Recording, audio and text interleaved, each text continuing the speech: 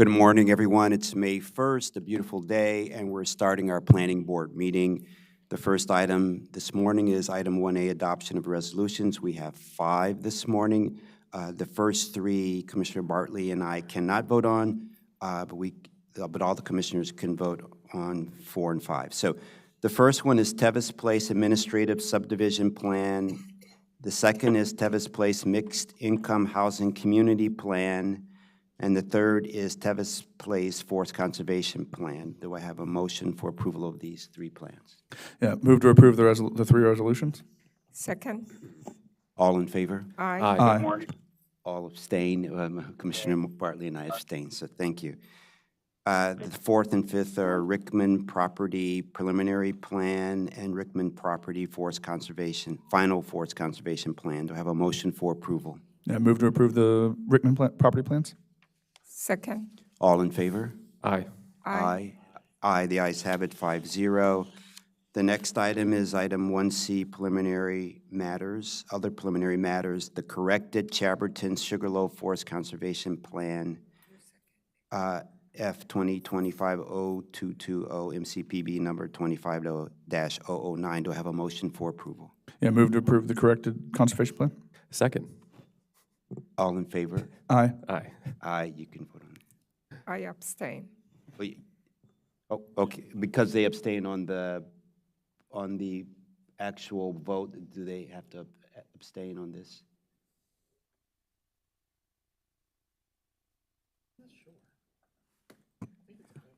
Since it was approved by Yeah. Yeah, I have every commissioner participating in this, so regardless of the vote, it was a 3-2 vote. Right. But you we can participate in the adoption of the resolution, or you can choose to abstain. Okay.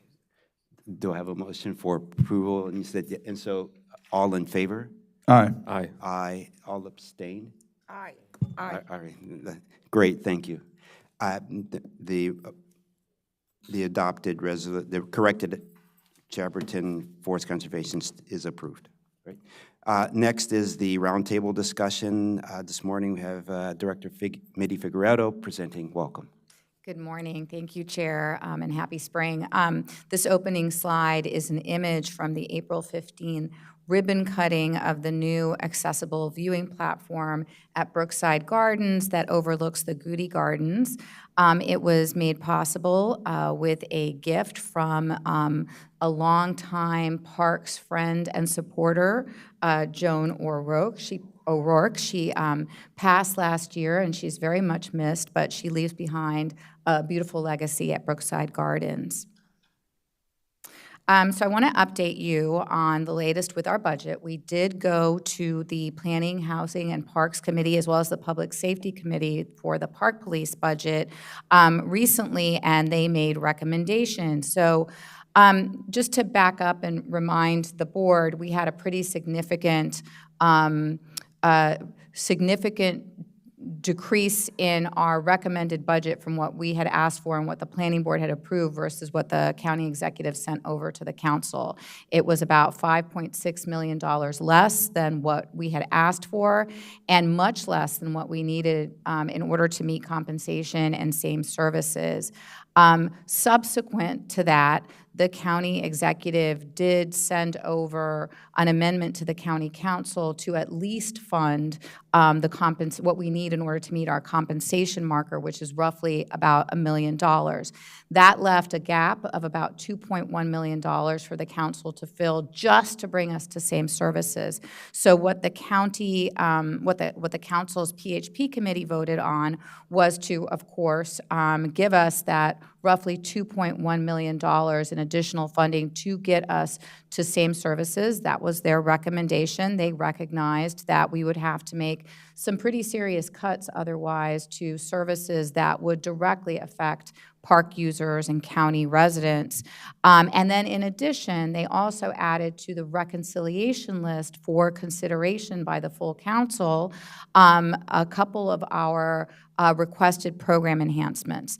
They added to the reconciliation list the position we had asked for a parks cleanup program assistant. If you all recall, we had funded that last year with a grant from the Montgomery Parks Foundation This position in our volunteer services office was focused on equity areas and doing cleanups in equity areas, and we were able to show that we had increased by 50% the number of parks cleanups we were able to do with this position. So the committee wanted to fund that.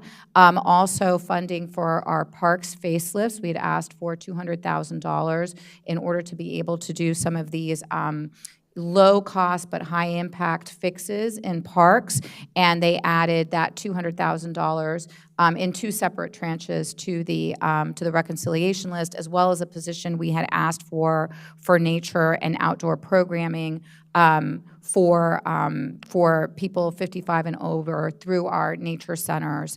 And then in addition, the other thing that they recommended at the PHP committee was not to accept the requested cut to our CIP. The county executive had asked us to cut $2 million from our CIP. $1.5 million of that would have been in FY26, and the only place to go for that amount in GO bonds would have been to our Wheaton Regional Park project, and the committee did not agree with that request from the county executive and recommended that we not take that cut. So in some good news, or at least a mixed bag of news, we did receive from the state several bond bills, 4 bond bills for 4 different projects.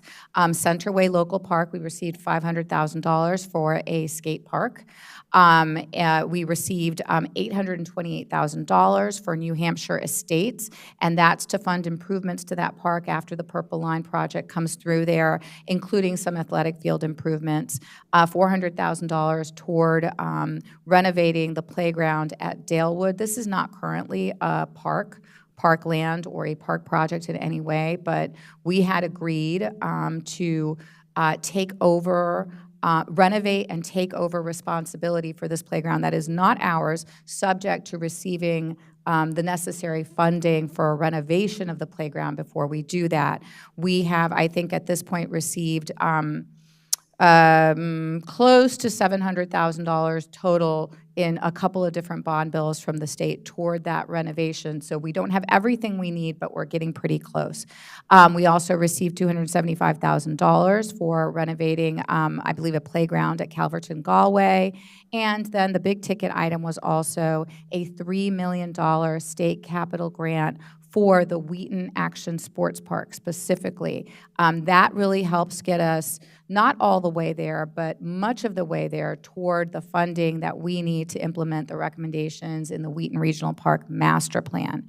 Now, I do want to say this is really great news. This is about $5 million worth of funding that we received from the state, but at the same time, we also got a disappointing news on program open space. So we had to take about $5 million worth of program open space funding that we had expected to receive from the state, but ultimately did not receive.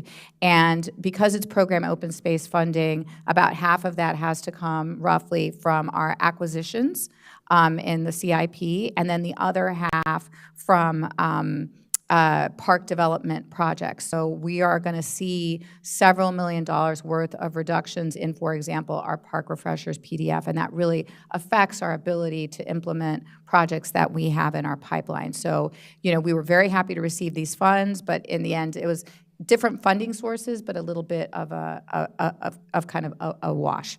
What happened? Why didn't we get the POS funding? I think these are revenue issues at the state. I think the state is facing budget challenges and it affected program open space. So no policy change, because it was some kind of bill in Annapolis for changing the program open space. So nothing has changed. It's just that it was not enough revenue. I believe so. I mean, there have been some changes to program open space that will affect going forward, like how much we can spend on acquisitions versus development. But I believe that this was a budgetary issue at the state. Okay, thank you. So this past week, we had our CAPRA visitors in town to tour parks. And just to back up and explain to you a little bit of the context, every 5 years, we get reaccredited through the National Recreation and Parks Association. There are a little over 250, I think 200 roughly, park systems across the United States that have CAPRA accreditation, and it's no small task. We have to meet over 150 standards that they set, and the purpose of this is, of course, to show that we are, running an excellent park system that benefits park users. But the culmination of the CAPRA reaccreditation process is always a site visit. So we had with us 3 visitors from different park systems across the United States, and spent a couple of days with them showing them different projects and programs across both Prince George's DPR and Montgomery parks. Among other things, they toured Wheaton Regional, Brookside Gardens, and Pope Farm Nursery, and of course, a bunch of sites in Prince George's as well.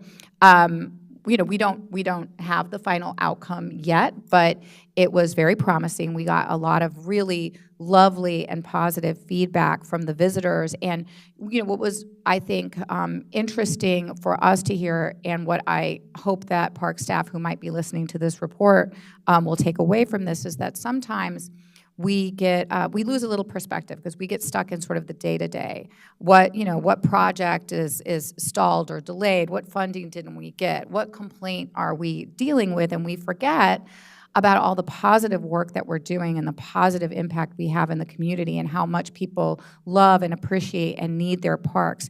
And so having parks professionals from other successful agencies come and see what we do and give us positive feedback, is a useful reminder and a little bit of a reset that we are doing really good work every day. And one of the pieces of feedback that they gave that I was most touched by was that they pointed out that our greatest asset is the enthusiastic staff we have who care so much about the work we do. So it was a great experience, and as I think you all know, we were also recently nominated for a 7th Gold Medal Award, and we'll be finding out about that later this year. But this was a wonderful visit, and it felt great. Also recently attended earlier this, I think it was it last week? I've lost all track of time. I apologize. It might have been Monday. Attended the 50th Annual Public Safety Awards. It's hosted by the Montgomery County Chamber of Commerce. And you all, I think, all know Steve Robbins. This was his 25th year putting this event together. It's a real labor of love for him. We were there with some other notable attendees, including our Representative Jamie Raskin, Maryland Governor Wes Moore, our Comptroller Brooke Lehrman, the County Executive, members of the County Council, including County Council President Kate Stewart. And the whole purpose of this event is to honor first responders.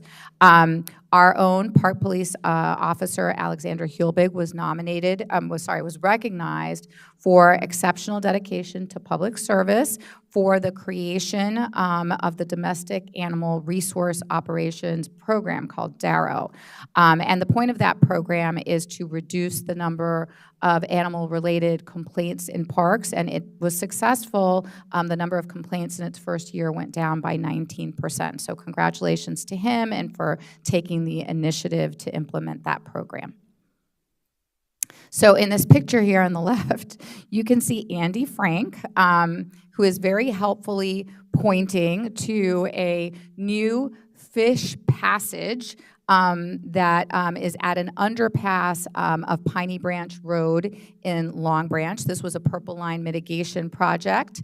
It restores habitat for migratory fish, including and I just like saying these names, the eastern black-nosed dace, the creek chub, and the white sucker. They all, I guess, swim through that little passage there. That's their little highway. And so for the first time in 50 years, they can swim upstream at this road crossing, and we are very excited about this. We have installed a new artwork that you all may have heard about at Gene Lynch Urban Park. It's called Synesthesia. It's by a Baltimore-based artist named Becky Borland, and the sculpture features stainless steel framed glass panels with kaleidoscopic colored effects and LED lighting. It was selected through a public voting process with from over 100 submissions that were initially reviewed by a panel and then submitted to a public vote. And this is the kind of art that we'd like to implement more of, particularly in our urban parks, because it's a great way of engaging the community and beautifying the parks and making them stand out to people. Where's the Gene Lynch Park? So it is at the intersection of Colesville and Wayne. Yeah, thank you. Colesville and Wayne, kind of across the street from the transit station there. And we received this park because it was part of a land swap with the county for construction of the transit center over there. And we got a nice new urban park out of it. Is this park open at nights? All of our parks are unless there's a parks directive specific to a particular park, they all close at sundown. But this is, all the colors that we have is lighting, isn't it? So it looks Yes. better at nights. Yes, it does. You know, I'll go back and check whether we've changed the rules for this particular park.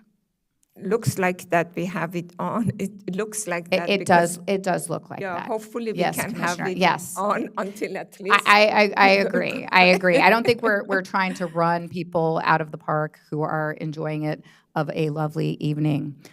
So I'll check on that. And the artwork is probably look better under the light, Yeah. isn't it? Yes, undoubtedly. Yep. Okay, so this is the last thing I have to tell you. Hotly anticipated Sligo Creek Fest this coming Saturday.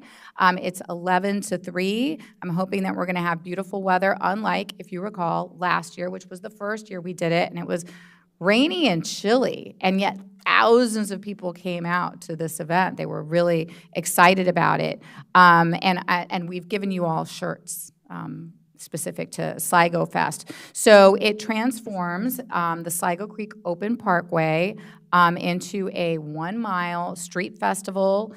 We've got stages with music. We've got activities for kids, food and drink vendors, and this is really like a group project of love for divisions across Montgomery parks who come out and kind of share the work they do with the public as well. And last year, we did receive funding through our operating budget with a recommendation from the Planning Board and the support of the County Council to make this event permanent. I will be there. Excellent.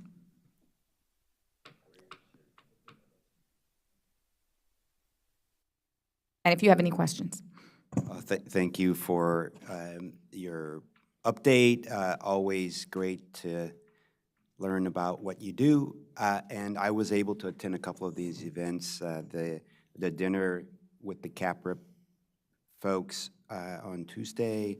And as you said, they were just ebullient in praise for staff, for all the good work they do, and the programs we have. And so I just felt really comfortable. And as you said, it's good to hear it from others, right? And then I was also at the Public Safety Awards, and where they recognize all the great first responders in the county, and I'm delighted that someone from our Park Police Department was recognized. So thank you so much. Any other comments or questions from the board? I just want to say that I'm not surprised. You said that when it was Capra, the first thing that stood up with them was the enthusiasm and the passion of the staff. This hasn't changed. It has always been like that. So one thing that I always treasure and remember, and it never really, it was always very pleasant and refreshing to see that enthusiasm never dies. And I remember that when the first couple of years, that enthusiasm was something so refreshing that I hadn't seen before, and it still continues. And it's so nice to see that after so many years, it's like an epidemic that is good, and it stays. Great comment. So we're going to take a 2-minute break and start with item number 5, University Boulevard Corridor Plan Work Session number 4. Thank you.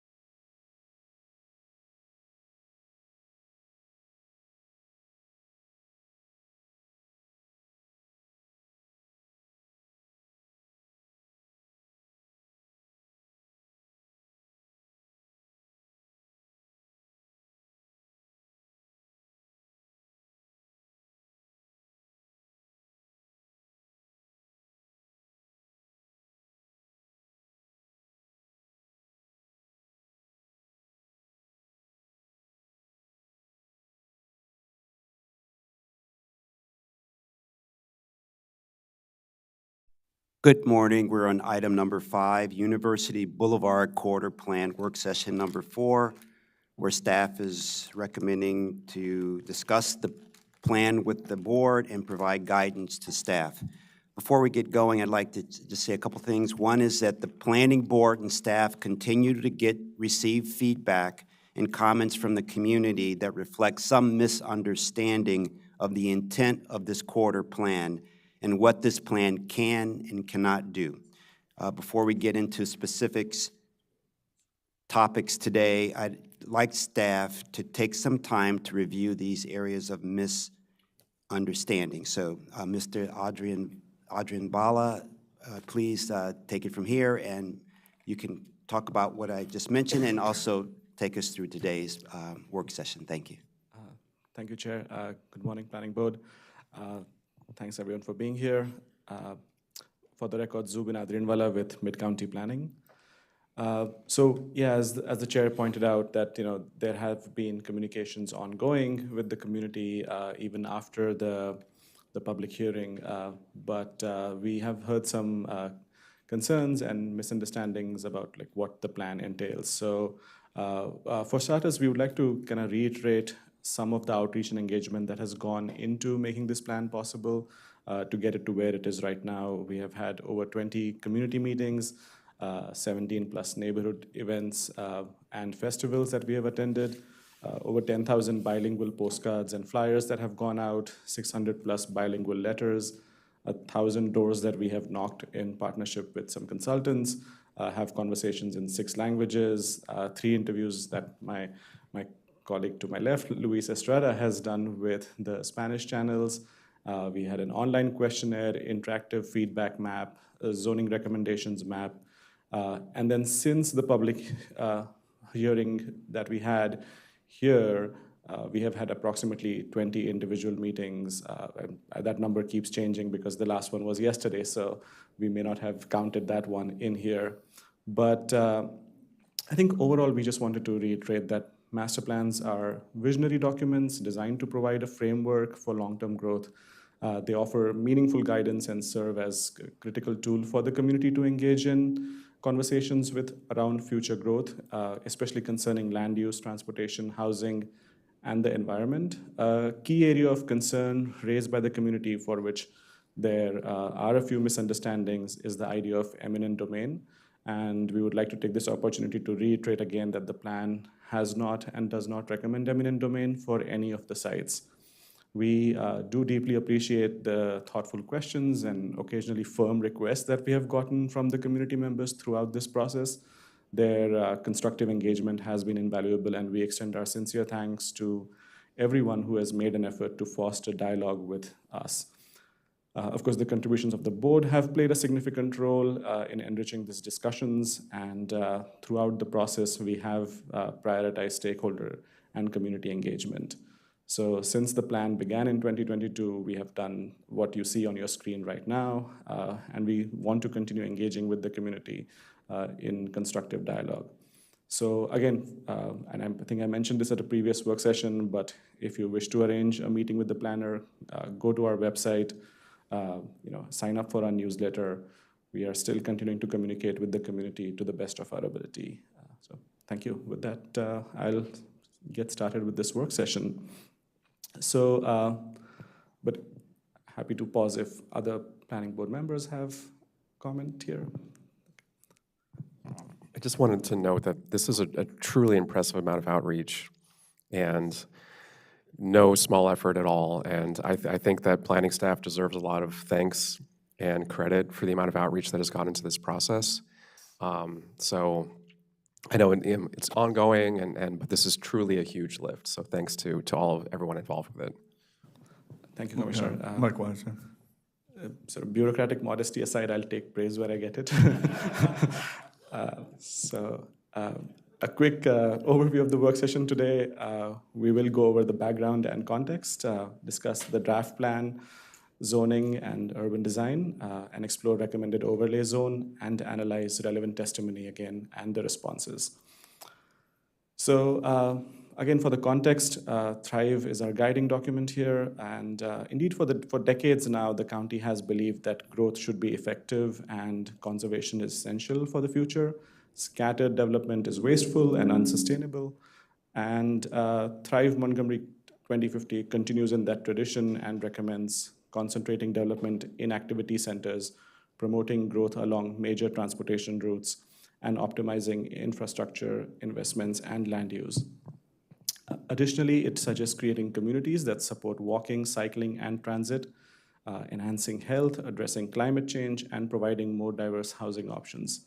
These principles are crucial for sustainable future, given that land is a shared resource. The responsible stewardship of this land is what Thrive advocates, and this plan hopes to continue in that tradition. So, given the importance of corridor planning in Thrive, in June 2024, planning staff presented a corridor planning framework to the planning board. The growth typologies highlighted in this framework include transformational growth, which includes high-density, mixed-use nodes connected by moderate to high density along corridors, and includes and recommends a grid of streets and protected crossings. Then there's modest growth, which recommends modest to high density in nodes and low to moderate density between nodes with grids and crossings. And then, of course, there's no growth, which limits high density growth to nodes and recommends low to modest densities or varied uses along parallel streets with a desire to connect communities between the nodes. So these typologies guide future development and must adapt to local conditions, like University Boulevard Corridor Plan. They are not mutually exclusive, and hybrids may appear along the same corridors due to the county's diversity. With that in mind, the plan designates this area as a modest growth corridor, since it's located between major activity centers with diverse services and amenities. It benefits from strong existing infrastructure and maintains a predominantly residential character. It is also complemented by institutional uses and commercial uses along the corridor, such as schools, places of worship, and healthcare facilities. So with that in mind, we proposed the proposed land use and the zoning will help us get there in the life of plan, is what we believe. This is a mix of CRT and CRN zoning, which I'll discuss in later slides about what they mean. It allows for thoughtful and meaningful growth. For today's discussion, we largely focus on the areas between the nodes, which we have already covered in a previous work session. As previously noted, we are recommending CRN zoning for most of these, for at least some of these areas between the nodes. And we'll cover this and the approaches to land use and zoning. Could you please, and I do not know if you have a slide, to show the location of nodes and what is exactly the description of the nodes and how far do they go, how wide they are, or something like that. You don't have to say it now, but as if you have it in your slide, I'll wait. I don't have a slide highlighting the nodes in this presentation, but what I can do is take my cursor right now and just highlight some of the nodes. The nodes that we discussed, I think, in work session 2, more or less follow the proposed BRT stations. So we have a node closer to Wheaton at Amherst. Then we have a node at Arcola, followed by a node at Dennis, and then Four Corners. So a node does it have any kind of physical notation? And when you have different zoning for the nodes, what is the definition in geography for a node? Because I know what is a node, but when it comes to master plan and geography, I don't know what exactly includes in a node. If I may, Luis Estrada for the record with the Mid-County Division Master Plan team. Yes, we've had a conversation about nodes, and what we've done with this planning area is in conjunction with the recommended locations for the BRT, stops, which are, as Zubin was mentioning, we have one in Amherst, we have one in Inwood Avenue, we have one at Arcola Avenue, another one at Dennis Avenue, and then we have Four Corners, is to assess the properties around the area for zoning recommendations that could potentially build a node at that location. And those opportunities vary from node to node. In some locations, the nodes are what we call a node, which has a BRT location in there, recommended to it, is exclusively residential. So in some cases, we have attempted to actually find opportunities for mixed-use rezoning in those locations so that any potential development that may come in the future could be supportive of the transit options that are recommended for that spot. There is a bit of a gap between, what we're finding in the ground and what the prototype that we are basing our studies is, that we're following, the modest growth corridor prototype, given that this corridor is almost exclusively residential. So the extent to which we're going to be able to build a node that has a mixed use of activities in it varies from node to node. The most significant potential that we have found so far on this corridor are near the CBD at Amherst, just because we already have commercial activity there that we can build on.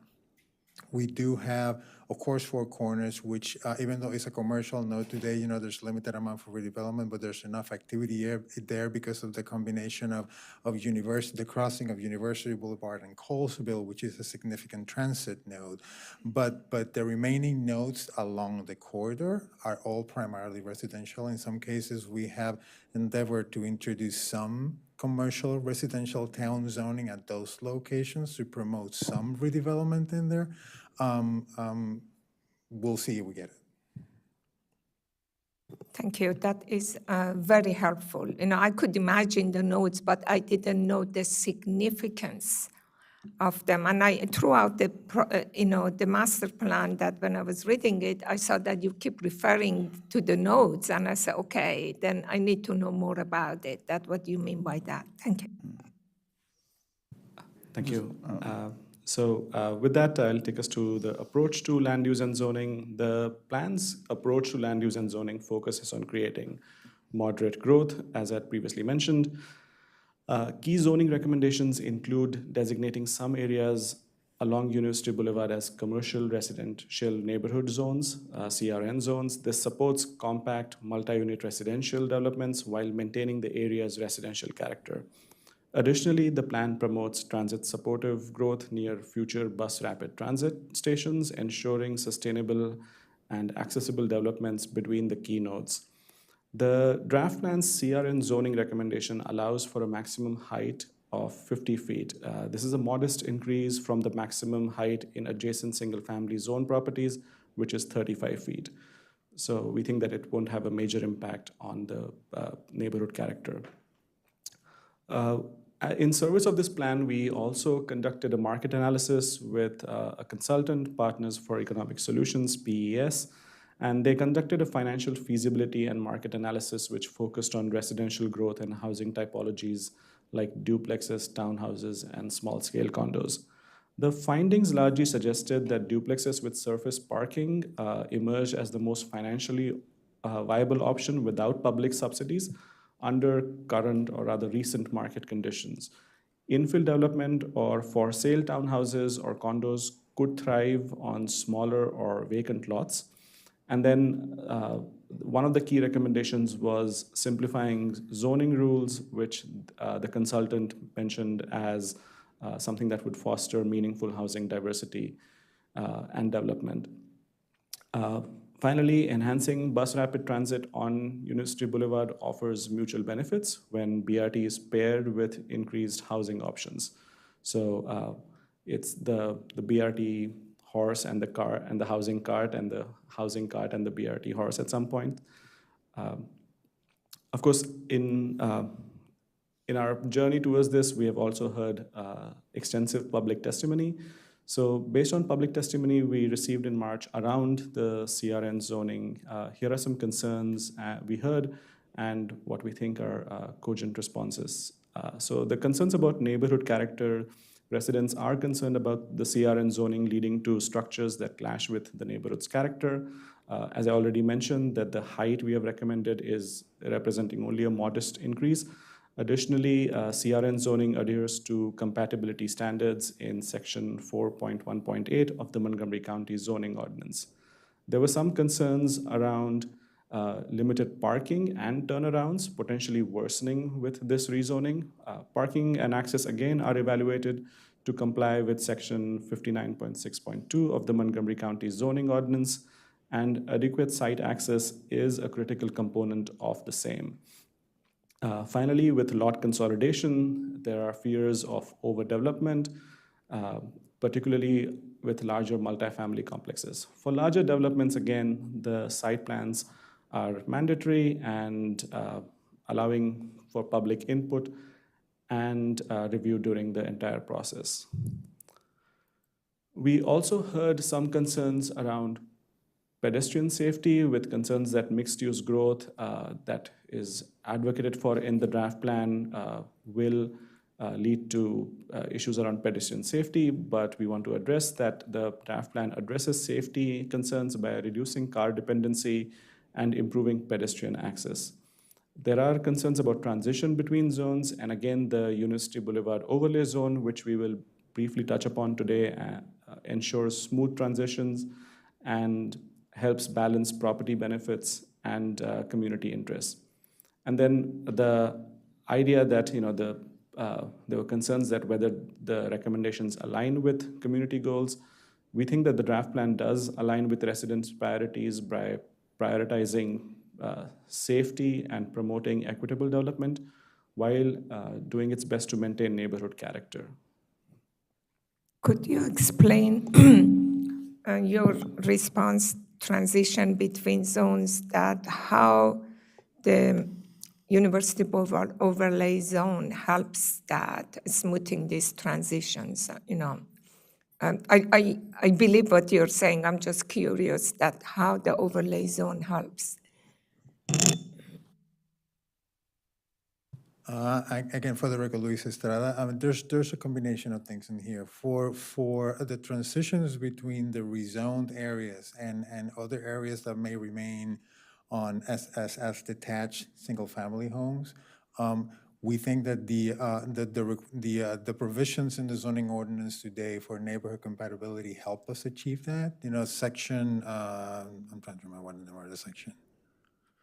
Section 4.1.8 of the zoning ordinance discusses neighborhood compatibility, and what it does is that it imposes further regulations for development of a certain intensity when it happens on properties that are either abutting or confronting, properties that are in a lower intensity, either rural or residential. So what we're thinking is that the edge between the rezoned area and the remaining neighborhood can be addressed via that provision. We also have further discussion in the slides of the investigation that we did for neighborhood compatibility within the zone areas themselves, that we can go into more detail when we talk about the development prototype scenarios that we explored. But within the combination of those two strategies is what will be included within the overlay zone to address both the edges of the rezone area and any compatibility issues that will happen between the properties within an area that is being rezoned. So if I summarize it, basically by introducing the overlay zone, you are making sure that the transitions are more smoother. Is that how it happens, by creating the overlay zone? Correct, and we're also ensuring that when development happens within the areas that are being redeveloped, that is kept within a certain scale that is compatible to other homes that may not redevelop in the foreseeable future, so that the overall scale and character of the neighborhood largely remains as it is today. So does the overlay zone add additional layer for review and permitting, or is it just something that they could just follow without any additional review? It doesn't add a layer of review. What it does is that it recommends a particular set of development standards that will ensure that development in smaller lots it remains under a certain Okay. scale. And then we can go into that when we have slides to discuss that. Yeah, that would be very helpful. Thank you.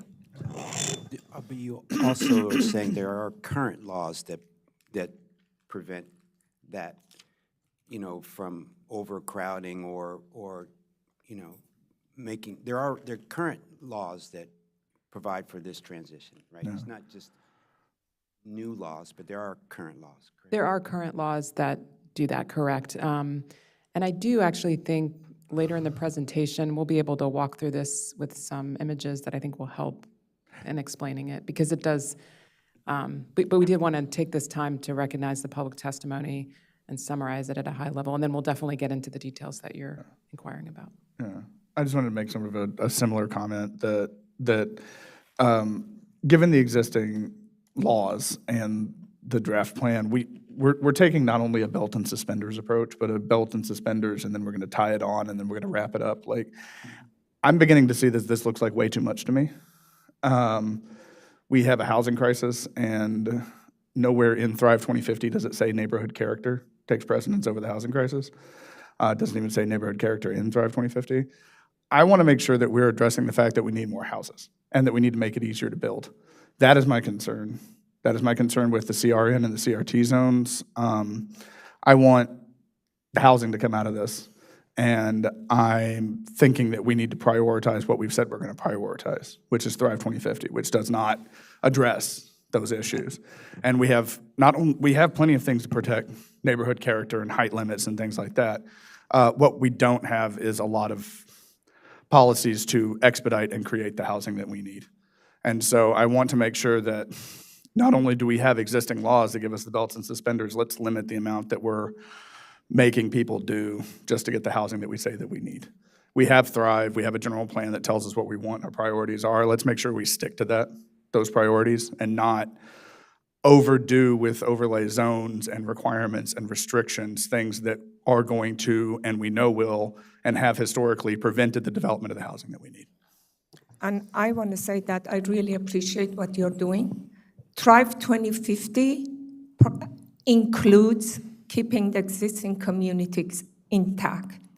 Okay, we don't want to create, I agree that we have housing issues and we have to prioritize that, but that shouldn't drive existing community out of their place and make them uncomfortable. And Thrive puts priority. It's right there that whatever we do needs to keep the quality of existing communities, and I truly appreciate what you're doing, and I support it.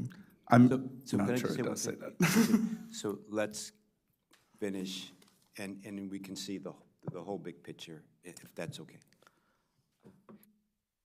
Yes, so I think I'll kind of end where I started in some ways with this section of the presentation where we want to kind of reiterate our approach to this, which is we don't believe that there should be any forced property purchases in this plan.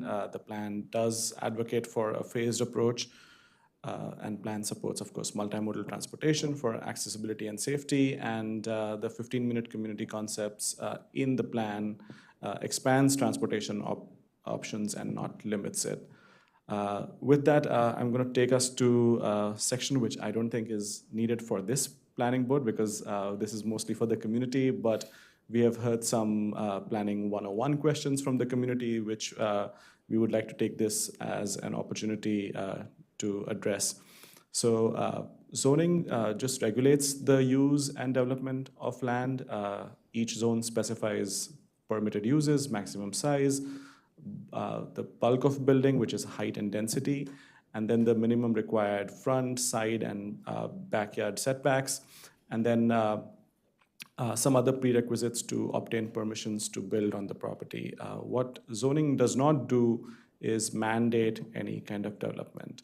So, and in the zoning toolkit that planner and regulatory planner has, the planner, a critical component is floor area ratio. So when we share our zones with the community and we say this is CRN 1.0 or CRT 2.0, the first number usually is the FAR in the in that string of letters, alphanumeric soup that people see in front of them.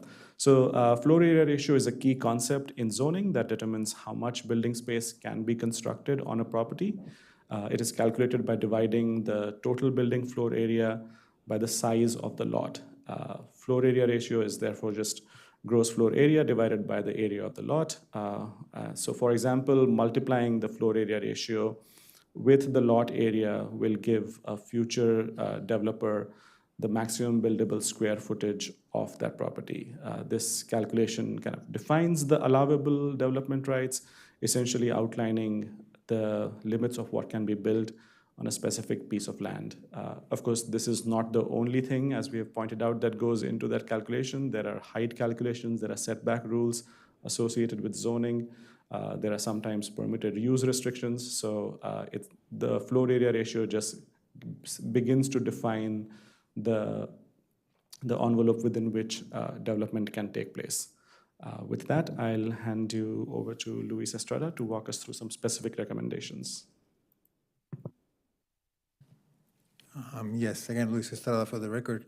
And then what I wanted to talk about now is how we landed in CRN zone. And as we know, we were, for the University Boulevard corridor plan, we were tasked with implementing corridor focus growth using available tools. So what we did was looked at the family of commercial residential zones to find if there was something in there that would be suitable for the rezonings that we were looking to accomplish along the corridor frontages. And we zeroed in on the CRN zone for being the lowest intensity of the three commercial residential family zones.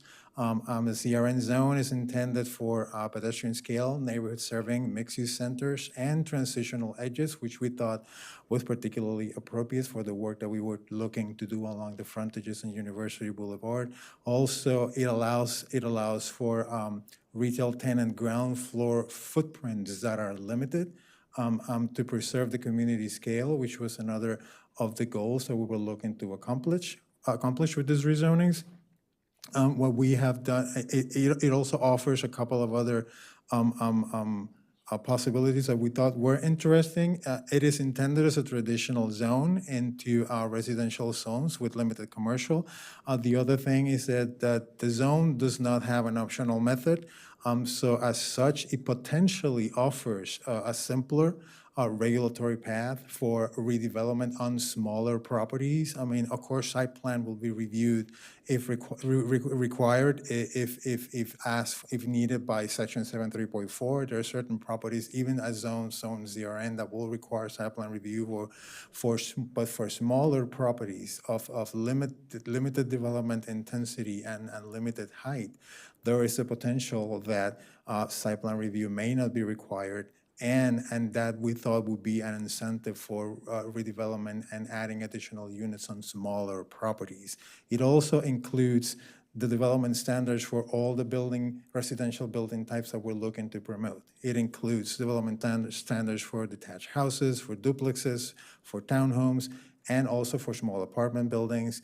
And I'm thinking that the zone already has built in most of the requirements for the building types that we're looking to promote. We thought that it was a suitable zone for this effort. Next slide. We, as part of the work that we did, we focused the rezoning on residential zone corridor fronting blocks. And what we attempted to do was to capture entire blocks that are fronting on the corridor, thinking that that would limit the intrusion of the rezonings into the existing neighborhood. And that way we could control a little better the transitions into the existing neighborhood. By doing this, as I mentioned, we attempted to keep the zone areas close to the corridor to limit the compatibility issues with the overall neighborhood. Given that the subdivisions along the corridor occurred over time, the street patterns from one to the next one are not consistent. So what we've tried to do is to keep the rezonings to the first interior residential street, but that varies along the corridor depending on the size of the block that is fronting on the corridor. In one of the neighborhoods that we have included in here, this is the WTOP neighborhood, which is the neighborhood that is closest to the Wheaton CBD. In this case, most of the blocks that are being rezoned are fairly small and compact and close to the corridor. Once you move further down the corridor to neighborhoods that are, for example, around Dennis Avenue, you have corridor fronting blocks that are significant in size, and they extend quite a bit into the existing neighborhood. So as part of all those variations along the edges of the rezoned area, we have heard concerns from the community about, the loss of neighborhood character and the extent of those rezonings into the neighborhood, and discussion about potential transitions along those edges. We've heard concerns about whether lot consolidations could lead to larger developments within the areas that we are rezoning and the impact that would have on the character of those areas themselves. Again, we're discussing the concerns about transition to the remaining residential, and there's been a lot of concern about parking and access and the impact that any additional units coming into the area would have on what the community perceives as the limited parking areas that they have today. So, next slide. Can we, can we ask questions while you're here? Yes. Is that Yes. okay? I have two questions. Number one, the CRN in here, the C is 0. Yes. So that means no commercial at all. And we did that thinking that what we wanted to promote was residential uses, and that also in the areas between what we call the nodes, because they're primarily residential today, the likelihood of commercial uses succeeding on their own, or even arriving at locations where you only have R60 or R90 zone lots today would be difficult. So we decided to prioritize residential production. So those white spaces between the purple, they are the nodes. Where are the nodes here? Those are road streets. There are streets. So the Can you point in the same slide?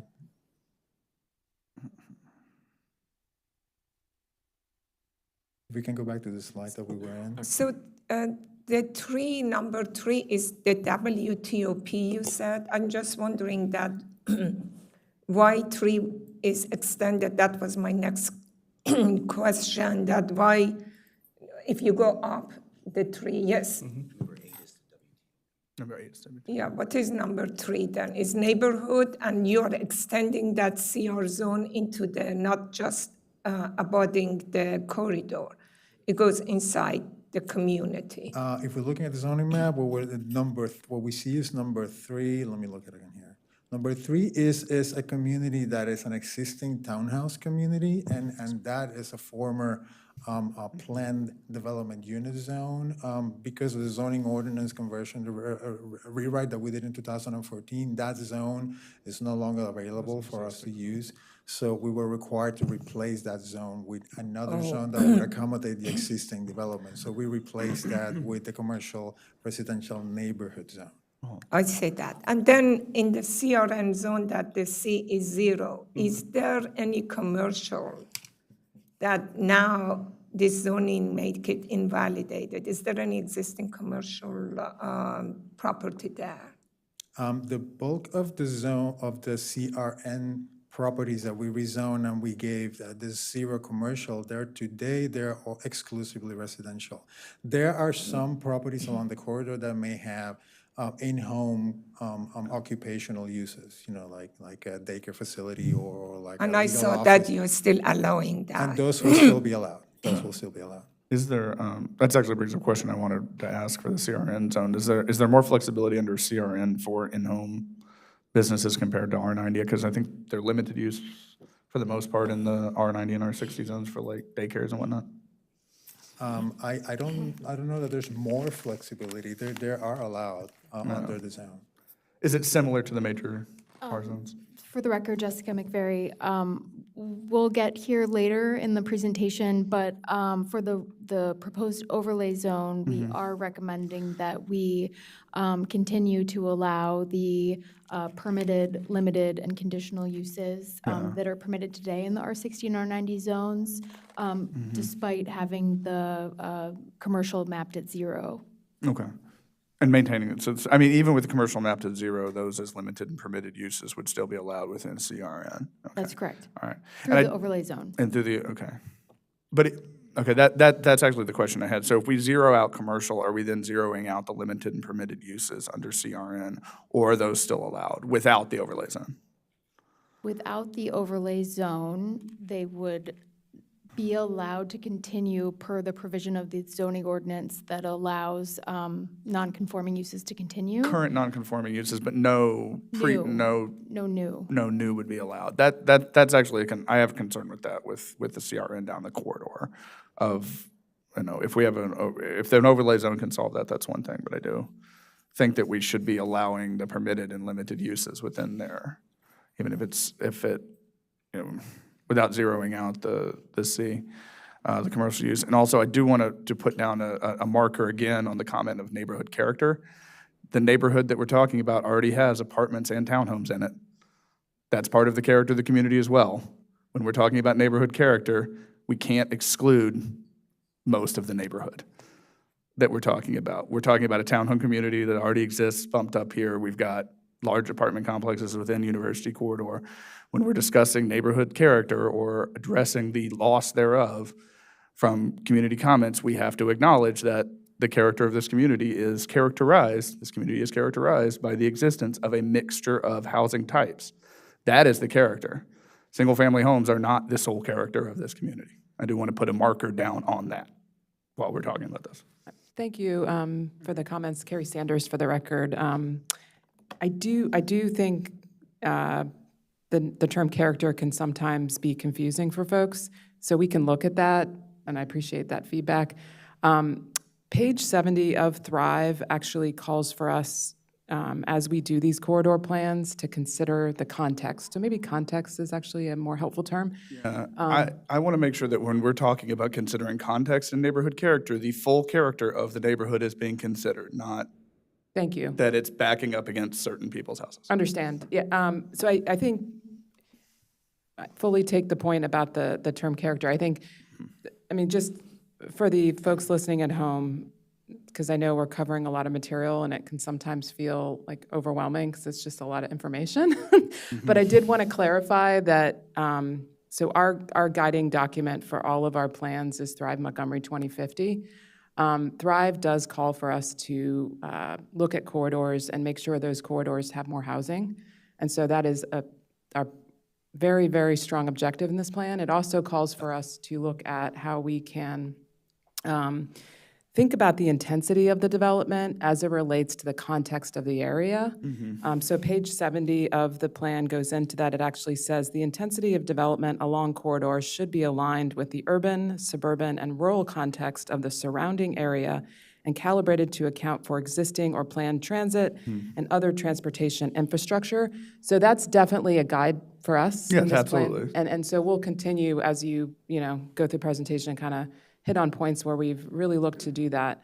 I think another piece of the housing production conversation that's really important to us in this plan is to make sure that we don't make it harder for folks if they want to create a duplex. If somebody wants to age in place and, have their Absolutely. children live in an accessory dwelling unit behind their home, whatever the case may be, or the reverse, we want to make that easier for people. Absolutely. Yeah. So you'll see that we actually, through the overlay zone, are doing some tweaks to actually make that process, the accessory dwelling unit in particular, more attainable. No. And then in addition, we definitely want to make it clear the overlay zone does not add regulatory barriers. It's simply a zone that sort of is almost taking the zone that's underlying and adding some changes to it, but it isn't like an additional process. Yeah. So I just want to make sure folks understand that too. Thank you. That was really good, and I appreciate that you made it clear. Thank you.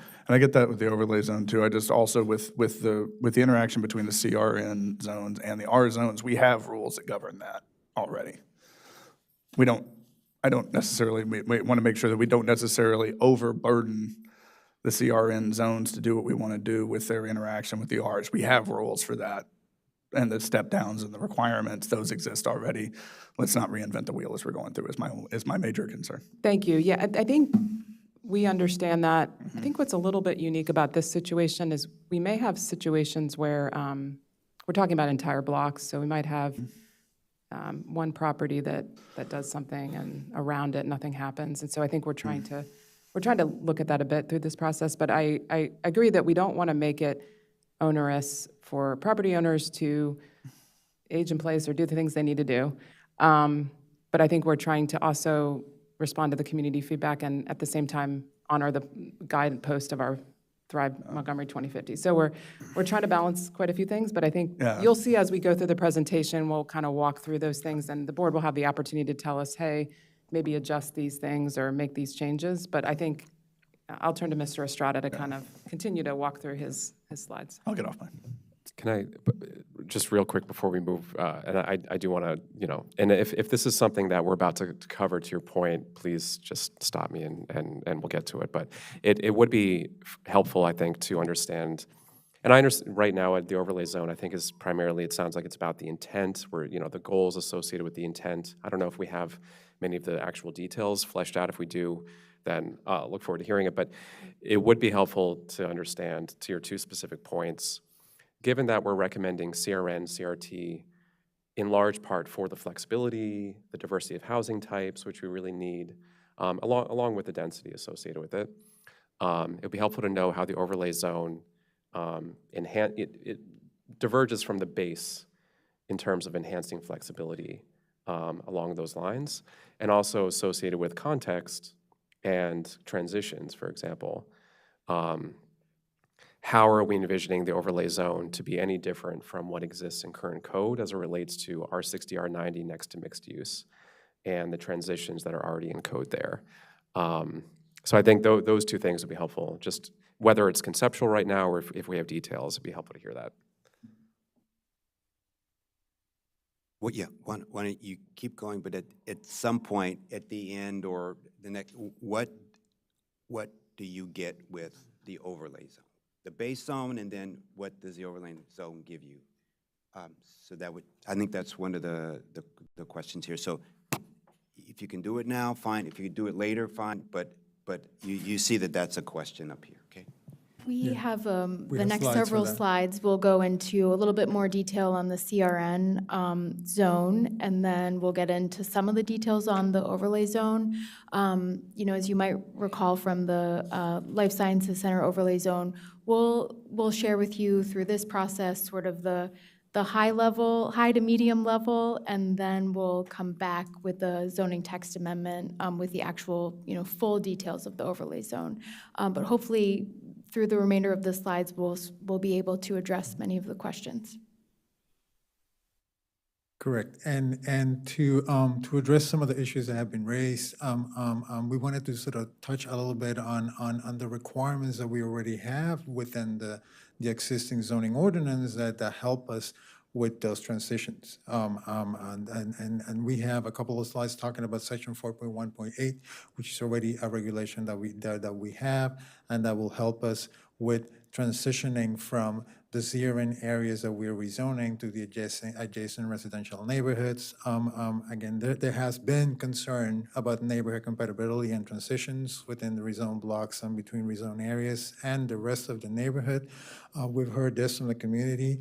And for starters, we think that the neighborhood compatibility standards are already available in the zoning ordinance. We'll begin to address this with expanded setbacks and regulated building heights for higher density development abutting or confronting already improved lower density residential or rural areas. I mean, these are regulations that already exist. And the way that the way section 4.1.8 works is a combination of expanded setbacks when more intense development happens close to residential or rural areas that are lower intensity. And it also regulates, if you go to the next slide,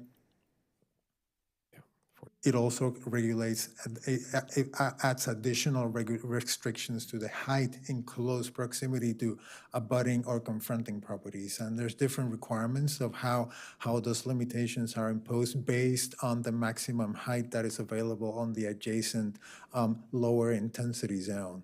So for starters, we're starting to address the edges of our rezone areas. We think that this existing regulation works.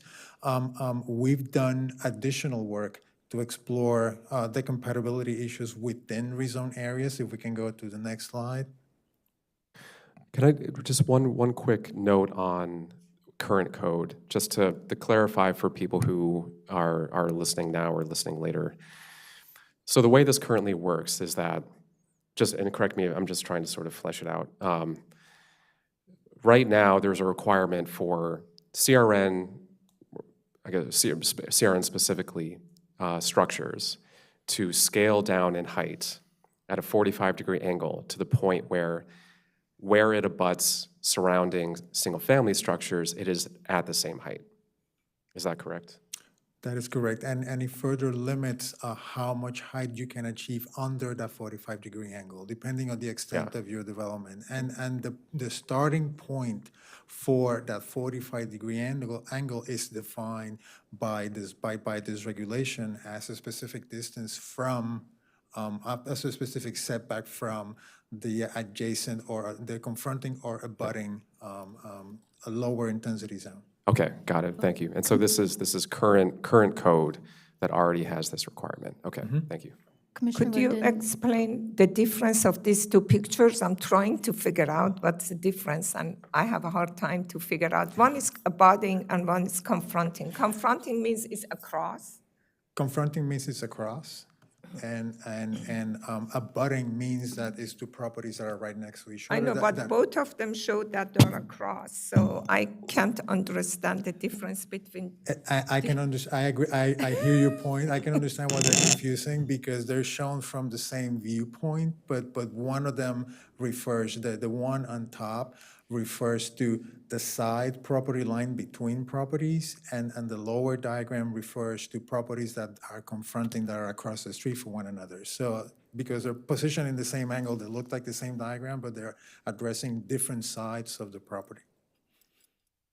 But they're measuring from the same place. You said that the difference is that where that height at 45-degree angle is measured, correct? If I can, let me borrow this. And I'm sorry, I just have a hard time to No, understand. this is a very good question. This is a very good question.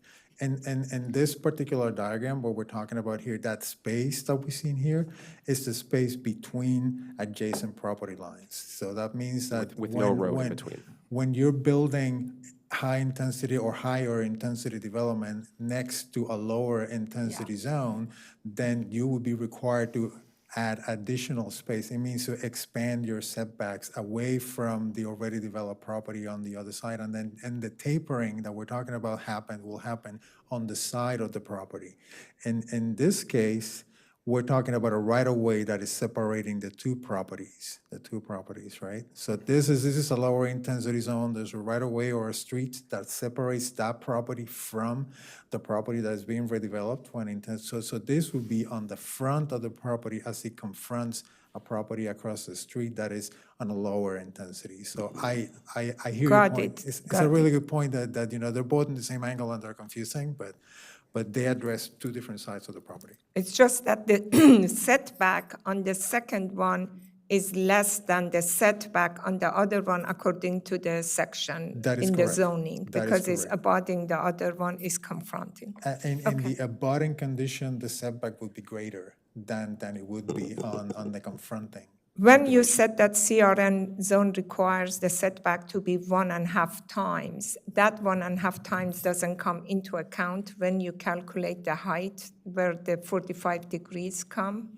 The 1.5 time is not a requirement by the CRN zone, it's a requirement by this particular neighborhood compatibility section. This is a section that requires you to set your your development further from the edge of the property if you happen to be in this particular kind of a situation, if you are across Okay. from something or abutting something that, a property that is lower in intensity. Okay, thank you. If I may, I just wanted to add one additional detail, which is this applies where the CRN zone meets the R60 or the R90 zone. And the additional detail that Mr. Estrada will go into in a few moments is really focused on how we can introduce some flexibility through the CRN zone so that there are appropriate setbacks and transitions within the properties that are zoned CRN. Thank you. Okay, and this is, and to further evaluate that, as has been mentioned, you know, we developed development scenarios on a standard residential lot to start assessing, you know, how could we possibly limit or control the intrusion of any new development on an individual lot on adjacent detached homes that may remain for the foreseeable future. And what staff did is explore redevelopment scenarios on to assess development standards as they relate to neighborhood compatibility, to evaluate issues that may arise if a single property chose to redevelop surrounded by remaining detached homes. And what we found is that the building types that are being explored, and what we are showing here are 4 examples of what we thought could be feasible within a single lot, starting for a converted home that could be expanded and turned into on 2 separate units, and the base building standards that are already available, allowed under the CRN zone, which is a duplex, small apartment buildings, and townhomes. And in exploring the possibilities for all these building types, we found that once you assess for all the development requirements that a property, a development like this will have to accommodate within the lot itself, even though the setbacks will be lesser than the setbacks on an R60 zone, the actual building footprint will be smaller than the full available buildable area, because you'll need to account for stormwater management and potentially parking on site. The CRN zone will require you to bring your building as close to the street as possible, and it will also require you that if you're going to provide any parking, it has to be provided behind the front building line. And in a small lot like this, most likely that will happen in the rear lot. So you would need to have access that brings the parking to the back of the new development if you want to maximize the width of the lot for the development that you're trying to bring in. So what we're finding is that the analysis that we did leads us to think that the actual lot coverage in any of the situations is not likely to exceed 35%, even though you have access to 90% coverage. The building placement, because the building footprint will be smaller, and then the zone will require you to bring it closer to the front of the street, then the impact of that development will be limited within the lot. Also, in terms of neighborhood compatibility, because of the limitations to the building footprint, given all the requirements that you will have to meet within the lot, the overall bulk and scale of the property will remain still reasonably close to the actual bulk and scale of a single-family detached home in a neighboring property. So in terms of neighborhood compatibility, you will still be able to achieve a reasonable amount of compatibility and maintaining the scale of the neighborhood, even if new development comes in.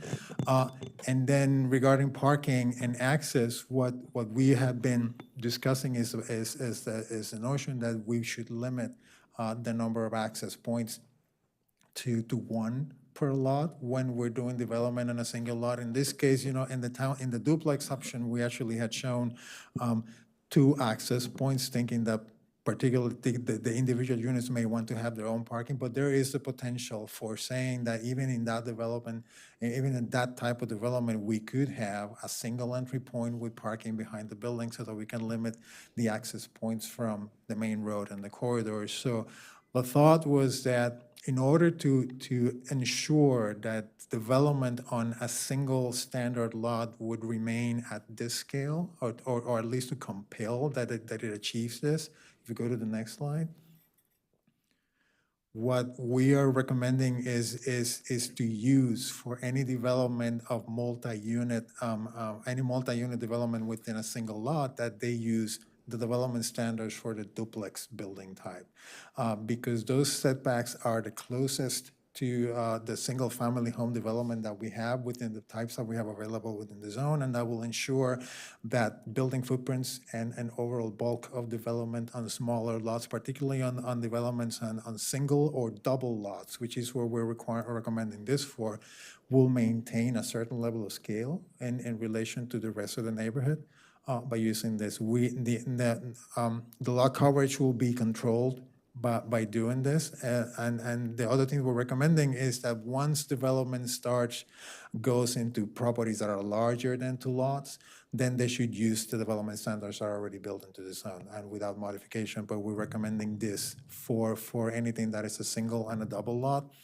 And So just to clarify, whether the development type is a duplex or townhomes or a small apartment building or anything else allowed through CRN, we're recommending that they use the duplex development standards, and the duplex development standards are more, for lack of a better word, constrained, or they require larger setbacks, and do they have a smaller lot coverage standard than the others? Is that right?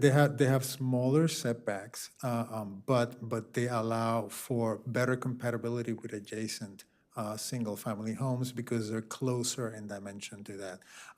And what they will do is that even though they allow more buildable area, you still will it will still limit the amount of construction you actually get on the property because of all the requirements that you would need to meet within the lot. So I think I understand what you're saying. I think that concerns me a little bit. To come back to the point that Commissioner Hedrick made before, I don't want us to get into a situation where we have this hierarchy of needs in favor of context compatibility rather than overall production of very much needed housing. It feels like we are saying that the CRN zone has to some extent, minimize itself to meet a higher order priority set by single-family zones and the context desires and preferences from those zones. And that doesn't feel appropriate to me. That feels a little bit backward, actually, with what we're trying to achieve here. And I don't think it meets and I'm happy to hear thoughts if you have a different perspective. I'm happy to hear kind of an argument on the other side of that, but it doesn't feel like it actually achieves the level of flexibility that we say we want to achieve, particularly along a corridor. I mean, these are, for the most part, lots that are directly on the corridor, right? Yeah. Well, I mean, I looked at it a little bit different in that I was thinking staff was saying to get it to fit in the box, it's gonna be, it's not like it is, you to have the parking it's gonna be forced to be behind the building or in the driveway. So in order to get the parking back there, you need this driveway, right? Like here in the R60, the driveway goes to it can be in the front. I think it's to fit in the box, their limitation. This is actually exactly the question I'm trying to ask. Are we saying if you want to build something on the CRN, the best thing to do is use the duplex because that's how you fit something in there? Or are we saying, fit what you want to the duplex standards, and that is less than the regular CRN requirements? Because if it's the latter, then I don't understand the need for this. And Yes, I guess another way of saying that too is, take the same 8 or 9,000 square foot lot. How does the buildable potential compare between duplex standards and CRN standards? and basic CRN. Yeah. I think what we're saying is that we want to recommend these standards for any development on smaller lots, only on a single lot, on a double lot. And I hear your point, and we're saying that anything on larger properties, then we just follow the standards that are already built in the zone. So we're not imposing this limitation on larger developments. This is only our attempt to achieve a measure of compatibility in terms of scale when we're dealing with smaller lots. I get the smaller lot consideration, I do. But, I mean, this goes back to the belt and suspenders and whatever else you use to hold your pants up. We have the CRN zone. We have the compatibility standards within section 4.1.8 for the requirements of if you're abutting a zone. Most of that would get us to this anyway. And if we're saying something like here, like we talked about with the attainable housing, we talked about the what do we call it, the book, the Pattern book. Pattern book is the word I'm looking for. If this is a pattern book recommendation, that's one thing. If this is a requirement that small lots fit to a standard that they don't otherwise have to in the rest of the county, then I'm again wondering why we need a belt and suspenders and then something else. Because if it's a small lot, they're gonna be forced into the small lot by the nature of the CRN zone and the nature of the buildable area and the nature of 4.1 if they're butting up against a 60. On the other hand, there's going to be small lots that don't do that don't butt up against 60s or 90s. Right. And in that case, they're still small lots, and we're recommending a duplex, standards. I'm still not entirely convinced that this is a situation in which we need the need for housing to bow to context. And the context is that we have higher intensity developments within university. I think kind of 2 points associated with that. Like I think the market analysis kind of supports that we will most likely get these duplex type of developments, and at least in the current context, which we don't envision drastic changes over the next few years. It's going all over the place. Yeah, don't worry about it. Yeah, finances, that's an issue. So, and the other issue is, I think, even while accomplishing some of these restrictions, as we can define them, we can still get to, in square footage terms, a reasonable amount of development. I think we can get to that 1.0 FAR, which is anyway the restriction. I think also from an environment perspective, I think the idea that we could have a narrower footprint will be beneficial for the overall area, because if we allow sort of short, stout buildings to spread on the property, then I don't think it accomplishes a lot of our environmental goals and green coverage and those things. So I think these setbacks are not just from sort of the context compatibility perspective, but I think they also help us accomplish some adjacent goals, and that single driveway restriction or one entry point will allow that if some of these properties abut corridors, then forcing them to stick to that one driveway will mean that pedestrian safety and just overall corridor safety is still maintained in some meaningful way. And I understand that, but I think that restrictions we don't need to require the restrictions for a single entryway, because I don't think you can build a double entryway in a lot of this size anyway and meet the rest of the standards, much less these. I think that the other thing of I understand the market analysis, but that's one, I feel bad for anybody trying to do market analysis right now, including myself in my day job. The second thing is the market analysis is telling us that we're gonna get this anyway, that this is this type of development. And I sort of went through it and I went over it. I don't think we need to restrict our flexibility to what we think is going to happen in the market analysis when we know the market analysis is telling us we'll probably get it anyway. I understand the work into this, and I understand the options. I also, for the the climate and environmental goals, I'd rather have 3 people living there than 3 people living in Frederick. That's a heck of a lot better for the environment than anything else. Is them living there, not living somewhere else. People are gonna exist. I'd rather have them exist closer to the infrastructure we've already built. I'm not firmly convinced we need to restrict to get what we would get anyway, and B, then have restrictions for flexibility for the building of other types of housing.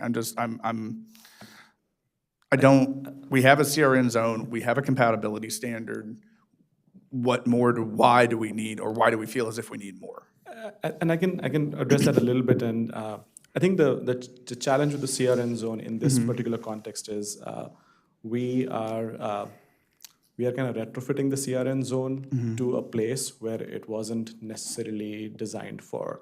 So addressing it within that residential context, I think if we had the sort of bandwidth and the leeway, we probably would have started with a fresh new zone.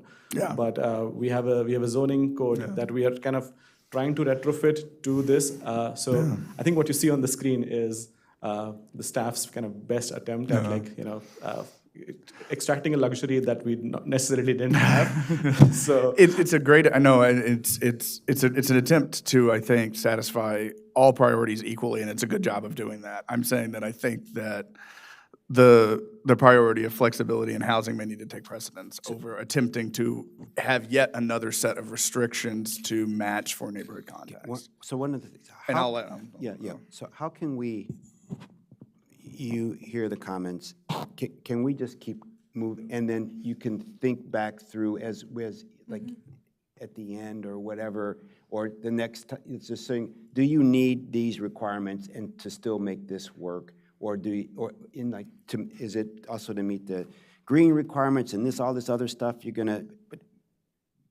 If it would be helpful, Carrie Sanders, for the record, maybe what we could do, given that this is specific to the overlay zone and not the zones that we're reviewing today, it's more the overlay on top of that.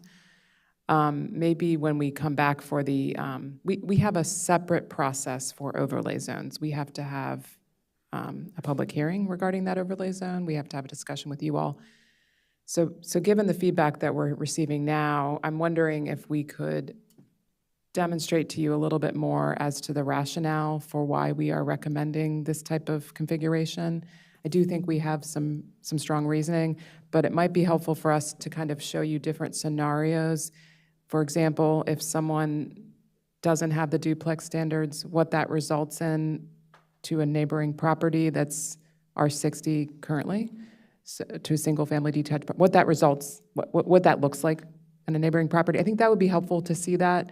I think what we're doing here is likely what's going to happen if somebody redevelops the property because of the size of these lots. And I think what we're trying to do is sort of apply more of a pattern book type of form-based approach that really gets to making these livable communities.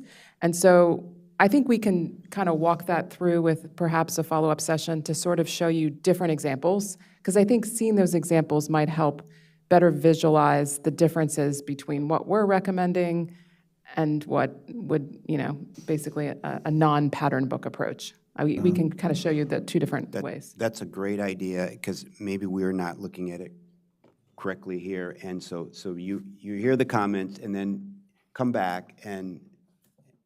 If I may, Robert Cronenberg for the record. So looking at this from more of the regulatory perspective, so, if a development like this were to come in and we were to look at it, a lot of the zones that we see that, like your R60 TDR, R90 TDR ones, there's usually in those zones, if you want to develop a different use type, it tells you develop under the MPDU standards, develop under the TDR. I look at this as this is providing guidance to someone who's going to review an application that comes in. And it's telling you to go to the duplex standards that are in the code instead of having to figure out whether or not it applies to multi-use, it applies to townhouse, it applies to duplex. It's clear, at least from the regulatory perspective, that I'm going specifically to duplex and I'm not having to navigate which coverage requirements fit, which zoning requirements fit, setbacks, and so forth. So at least from our perspective, it's providing a little bit more clarity to someone who's going to pick this up. Yeah.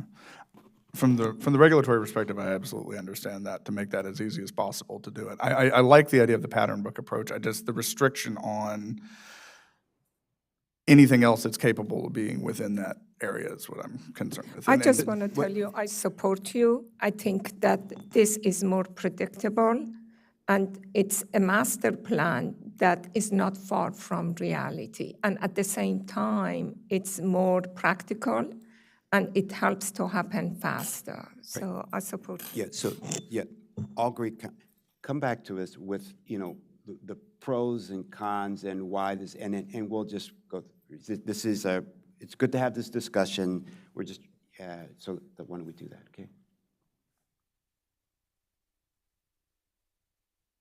So the next slide that we had was a slide that was changing some language in the plan to specifically address the changes that we're recommending. And I wonder if we should sort of hold on discussing the language until we come back with more information and details on this.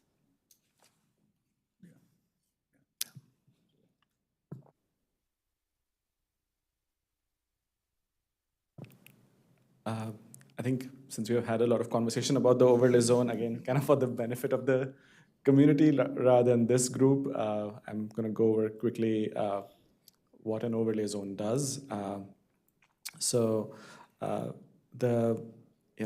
The draft plan, of course, recommends an overlay zone that would complement the zoning requirements and the master plan recommendations to appropriately transition future growth to neighborhood properties and maintain overall neighborhood scale.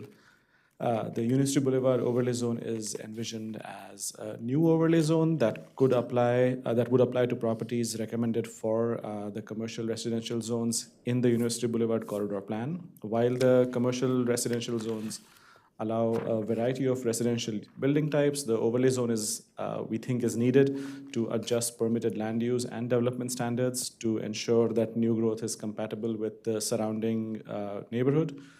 And as a reminder again, the overlay zone is mapped, is a mapped zone that provides requirements and standards in addition to those of the underlying zone that are necessary to achieve planning goals and objectives for growth in the area. So the overlay zone is sort of largely divided into 4 primary sections. Of course, the implementation of the overlay zone will require a zoning text amendment to section 4.9 of the zoning ordinance, while the proposed ZTA will be introduced to the planning board at a future date. And of course, staff will request guidance from the planning board on these elements to inform the eventual ZTA.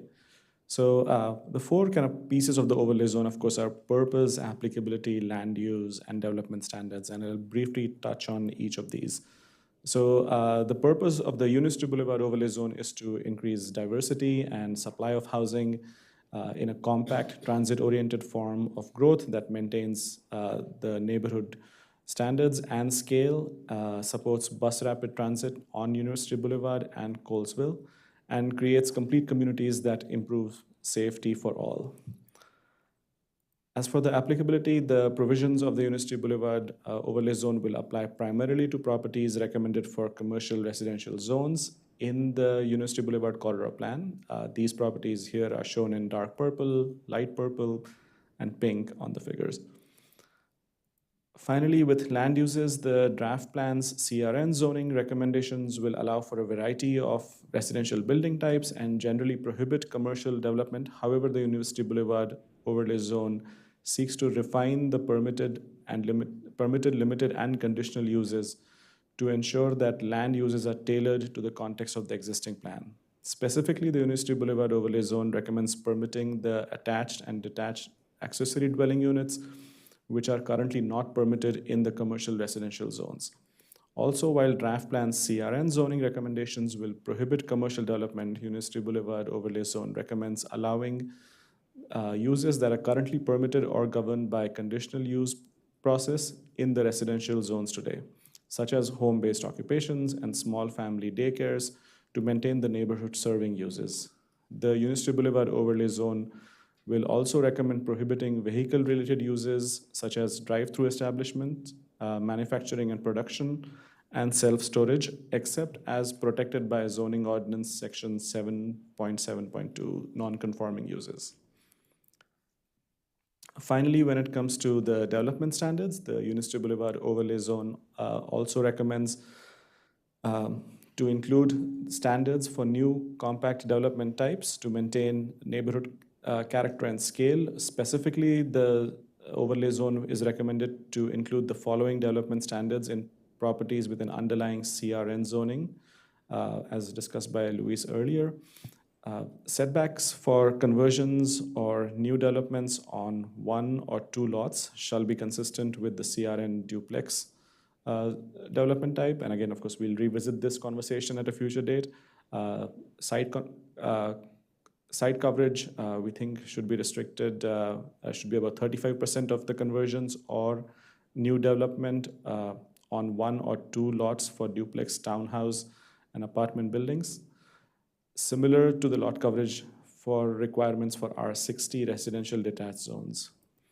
And then development on 3 or more lots is recommended to follow the CRN apartment development standards as specified in table 4.5.3C of the zoning ordinance. The overlay zone is anticipated to exempt tracts less than 10,000 square feet from open space requirements, and the overlay zone is also anticipated to require rear surface parking to be screened from adjacent properties. So with that, I can turn it over to Luis for discussion about the Four Corners District. Yes. Can I just quick question about open space requirements? So some of it also,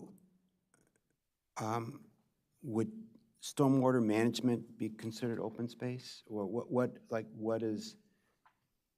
the definition of open space requirements?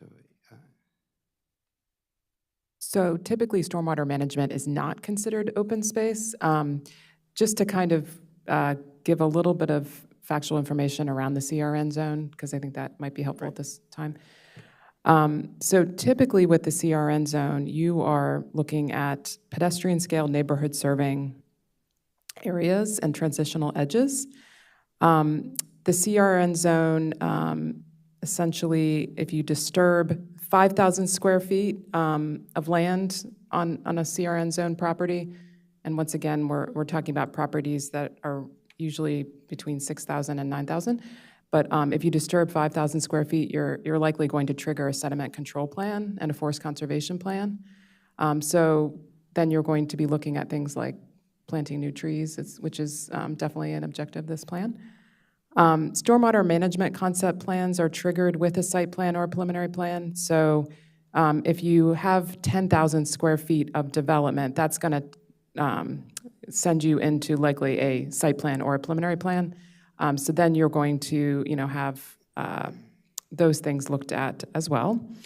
I did want to also mention that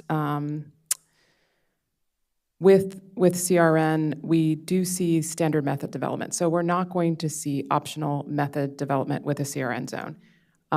So that's an important detail. It allows projects to perhaps move through the process in that manner. I think that covers sort of the main aspects of the CRN zone, but yes, I know that folks in the community have asked sort of, when does a project have a site plan, when does it not? And a lot of that is triggered by the amount of square feet that's disturbed. So I think that hopefully gives folks, obviously we have certain situations where it's a unique situation, so we can't determine every single outcome. Regulatory review tends to have context-sensitive elements. But I think as a general principle, if you disturb over 10,000 square feet, you're going to be looking at a site plan for a project. Note that you are added 35% site coverage. What is site coverage? That's the building? That's the building. Footprint, yes. Okay. Yeah. So parking is not that included? Traditionally, no. Parking is not included in that, in the building footprint. It's a separate item. But keep in mind, we are increasing the height to 50 feet. So you may have a 35% lot coverage, but you are able to build a bit taller, so you could get a little bit more units there, which is an advantage of, I Yeah, understand yeah. that. I'm just trying that out of that 35% soft coverage, how much is left to be open space requirement? Because I just don't know what is lot coverage. It's the driveways and parking. It's the building footprint. That doesn't include the driveway and No, parking? it does not. Okay. Perhaps we could ask Mr. Estrada to go back to the diagram that showed the R60 lot next to the lot with the duplex standards and talk through that diagram a little bit to show the comparison and provide some additional clarification. If you compare the two, sort of, when you look at the diagram, the lighter green that you see highlighted in there, that's the actual buildable area within the lot. But the buildable area within the lot usually exceeds the actual lot coverage. In the case of, for example, CRN lot, a CRN, an R60 lot, the actual lot coverage is actually limited to 30%. When the buildable area within the lot is much larger than that. So that gives you flexibility to place a building within the buildable area, and the same situation would happen with the setbacks that we're recommending for the CRN lot.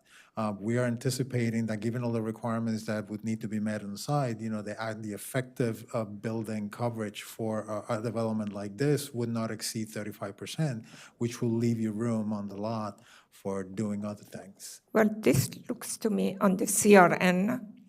So looking at these two figures, the R60 comparing with the CRN, the buildable footprint is increased because the changes in the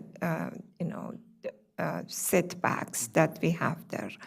So if the buildable, I do not know what is the buildable because it hasn't shown it in here. It's, to me, looks like more than 35% we have in here. It is more than 35%, but what we're saying that the effective amount of development that you could actually get once you reach the 1.0 or at least close to the 1.0 FAR that we're giving them and meet the requirements of the particular building type that you're looking to deliver will not get you to the full buildable area. When we tested this internally and we ran the numbers, I mean, none of them exceeded the 35%. Well, what I see in here is more than 35%. I understand what you're saying, but the picture, the way it shows it, could you show me the outline of what you see to be 35%? Is it the dash line? No, it's just the structure. The building. It's just the structure. Okay, just the structure that you show in here is 35% of the whole lot right now. To me, it looks more than 35. But okay, maybe my eyes don't see it right. I don't know. The one thing that you should also keep in mind is that when you look at the house, the single-family detached house on the side, what they're allowed as a coverage is 30%, but the actual footprint of that house is not 30%. It's actually less than that. Yeah, I was not comparing it to the left side. I was just looking. I understand that. I figured that one out. But the right side, it just doesn't look like 35. Maybe just because of all different colors. That's fine.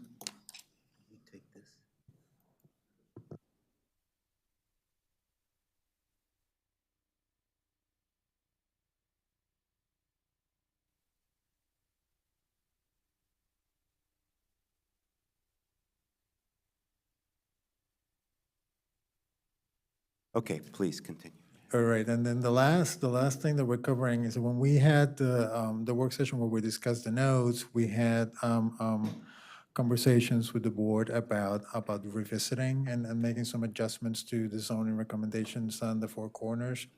district. What have we included in here as an initial slide, and the images on the side are from our own website. I mean, the numbers are not very legible, but we included them to show where the maximum densities that we included in our map come from, and those are the result of the process that we underwent in 2014 as part of the zoning ordinance rewrite. At that time, all the commercial properties in the county were rezoned to one of the equivalent, either commercial, residential, or employment zones. And this particular cluster, all the properties within this intersection were either a C2 or C4, a CT or a CO zoning, which were the old commercial zones. And as part of the conversion, the C2s and the C4s converted to commercial residential town, the CTs converted to commercial residential neighborhood, and the COs converted to employment office. And the way that process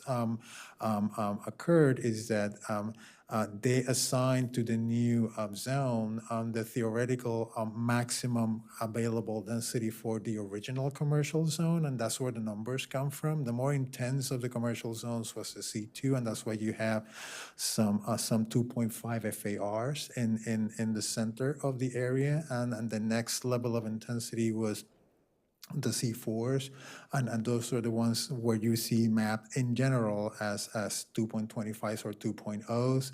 And then the remaining zone was the commercial office, which particularly more intense zone. That zone had greater capacity than the commercial zone, so that's why that particular property was mapped to a 3.0 FAR. So those numbers are part of the conversion process. If you go to the next slide, so what we've done with these maps is that we've tried to even out the numbers across the property so that we can facilitate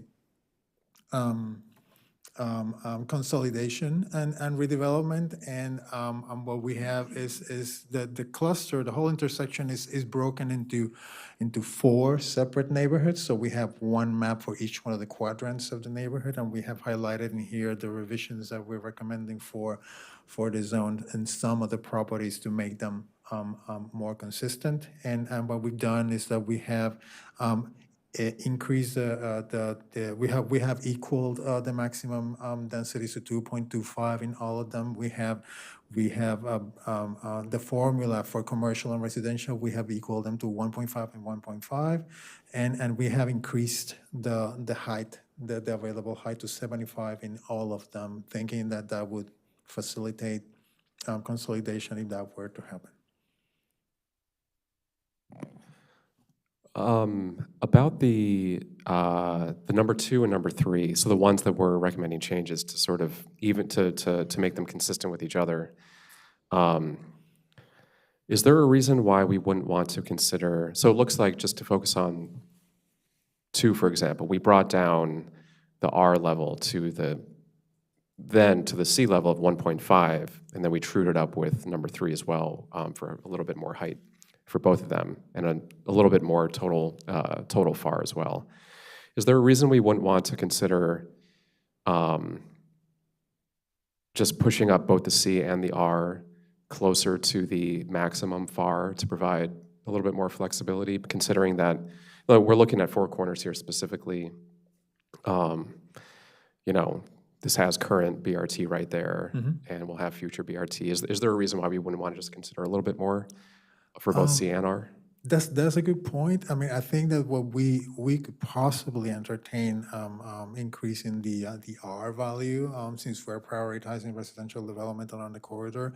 The 1.5 commercial, the reason why we limit the commercial usually is it depends on the type of commercial that you're likely to get in the area. When you do a 1.5 commercial, you're assuming that you're going to have commercial uses that go above the ground level, which is not really what we have in this area, and we don't really have seen a market for commercial uses of that type in this area.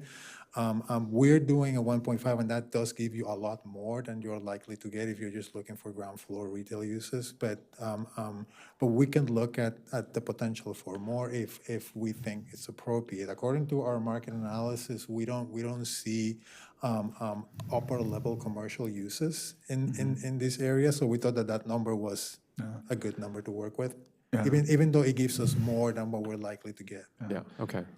Yeah, particularly on that island, I don't think you're gonna get, I mean, it's got there's a drive-through and something else. I don't think you'll get residential in that little island either, particularly, but I do like the idea of truing up and bringing up the R levels for the area where there's, I think it's a Safeway and whatever's right next to it, I forgot, off the top of my head. But I do want to make the comment, and I think this is sort of piggybacking off what something Commissioner Linden has said. It's like we're making a plan for several decades down the road, and we're doing a market analysis in 2025. If anybody tells you what they knew what the market was going to be like 25 years ago, they're lying to you. If anybody could have predicted where we would be in 1990, well, not 1999 anymore, but 2000. So I do want to make sure that we allow for the flexibility. It's not there now, but also when or if Four Corners that intersection is ever turned into something reasonable and rational, then having the flexibility for second-story commercial, I think may be useful for that, and that may happen within the lifetime of this plan. So I think there's good to have flexibility on the commercial. I think it's good to have flexibility in higher levels of FAR with the residential as well to allow for that style development. I think particularly with the Lot 3 coverage, and I do want to make sure that we have a CRT next to a CRN zone, and that doesn't trigger any compatibility issues, does it? Okay, because that's the other issue, is if we have compatibility issues, then we cut off half of that section by putting it up against the CRN zone. And so I think we should raise the residential levels there to allow for more mixed-use development on that. That Safeway lot's got a lot of potential, I think. But I do want to say that, like, I don't think we need to necessarily make sure that we conform the FAR standards for both commercial and residential to what we know the market is now, to what the market might be in 20 to 30 years, given that we don't exactly know what's going to happen in that way. So I just want to make sure we don't constrain it, even though right now, I'd be shocked if you get anything other than a McDonald's like right there. It's just not a developable lot in that number one. But I do sort of want to piggyback on what Commissioner Linden said.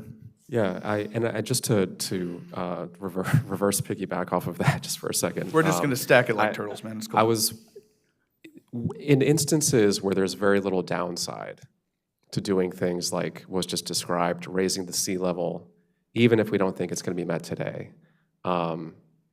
I think there's compelling reasons to try to provide as much flexibility given the uncertainty of the next 25 years. If we don't think there's an actual downside to just changing the number on paper right now, and interested in hearing if you have a different perspective on that. Would love to hear it. But I think there's probably several instances where we could consider that up and down the corridor, particularly on the seaside. And one, without going into details, one comes to mind. We were a little bit closer to Georgia Ave, and some of those CRN zones, I think, had zeroed out the C and just had R. That was one that stood out to me too, as it went east, a little bit east down University, as a place where fully understand we're not going to see C there today. But why limit ourselves in the next 25 years when conditions, they will change. We won't know how they change, but we don't want to artificially constrain ourselves. So something that I'd love to talk about more, increasing flexibility where there's no downside in doing so. So why don't you, at this intersection with we don't know what's going to happen, but to do those major road improvements and I think that's a long, long way off, but you I doubt that, I believe your C is fine, the 1.5, giving you, they can't even use it. I mean, it's likely you not over, but I'm open to considering more R if, in that area, but you have more to do. You can give us your thoughts later on that, but when you continue, don't you have more to do, as this is it? You have all the sections, right? Okay, let's go. And also, some of this is also signaling to the community, too, about the vision and whatever, and so why don't you we should reconvene and have a conversation about this. I mean, I think they're making the board is making really good points, and we'll look at the R, and then we'll look at the C as well and see if it's, I do think it'd be helpful for us to get like a little more clarity or specificity. I think that our intent with having neither the C nor the R at the maximum FAR was to encourage a mixture of uses in this location, given the intersection of two BRT corridors. So I'm curious if the board could provide direction on, one, is the maximum 2.25 that we have shown appropriate? And two, would a residential value of 2.0 be more in line with what the board is thinking to allow that additional residential floor area ratio while maintaining the requirement for a mixture of uses through the CRT zone? Yeah, so can I just say, you can go back to your one. I believe your 2.25 is fine, right? But also, some of it is you coming back to the board, like some of the commissioners say, could you consider doing it at 2? What does it look like? What does 2 look like in this? I don't have a sense of, like, what does 2.25 look like? Can you even use it all? Does it even fit, right? I mean, so it may, what you have, it could be perfectly, if you did those things and that was based on your recommendation, I don't want us to pull numbers out of the air that don't even make sense, right? So please, so I would go along with your judgment, but if you just tell us the methodology, how do you come up with that, and what does it look like on that site? Because some of it with the compatibility and whatever, probably can't even use it all. I mean, especially, and then there's an awkwardly shaped site there. I think you can't use it all, but you have to come back to us and say, this is how you came up with that, and you gave some leeway, but it is, and how do you park it, and how do you, all these other things that would. Yeah, I think along the lines of what the chair is saying is, like, I would prefer to give the maximum amount of flexibility to anyone that wants to redevelop that and max out we have a maximum FAR, and I think that where we're going and what we know to be happening, I think maxing out the R as high as possible it gives more flexibility to the sites. I think that we do want to encourage the mixed use, but we encourage the mixed use by the nature of the zone, and I think the C is probably high enough to get as much commercial as we'll get out of any of these spots, just given the nature of what's there in the land value. You're still gonna have to take up parking. This is not someplace where you can underground, I don't think, enough. Maybe with the BRT, who knows? But I don't think the land use establishes it, so you're already cutting out space there with parking and structured parking. Does that mean townhomes? Does that mean what have you? If it's, townhomes now, then the 75 is fine, and the FAR is probably fine. If it's something where we can't establish apartment complexes and it's something different. I think we've probably encouraged the C as much as we encourage the commercial, just by, the more people will encourage more commercial development. That's the best thing we could do for commercial development there, is allow it and then have more people there, because to commercial development, people are both employees and customers. That's what it is. And if we want that to succeed there, then like the highest level of flexibility possible and the most customers within right there is probably the best that we can do for that. So I think it's an argument to sort of bump the R up along those. Those are our workhorse zones countywide for getting it, and I think it's worth giving giving whoever is going to redevelop that the flexibility that they need, given that we're going to have surface level parking, given that we have restrictions on the neighborhood connection, stuff like that. So I think it's worth giving that some thought. I don't know if we're answering your question or not. More confusing, sorry. I do think, based on what you think of the use, as we know, there's less and less office going on today. So, the C would probably be more retail, and pretty much retail is a ground level thing anyway. And so just your thoughts on, what's likely use over 20 year, what can fit in the box? Can that height meet whatever you think can likely fit in the box? And I'm generally fine with all what you have here, but just based on what the other commission, if you can just do a little more testing and move forward, okay? Yes, we can do that.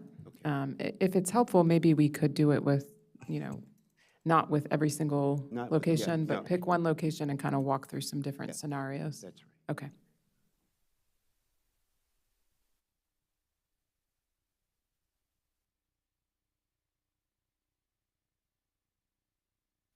I mean, these are all, there's, you want some, they're all fine with me, okay?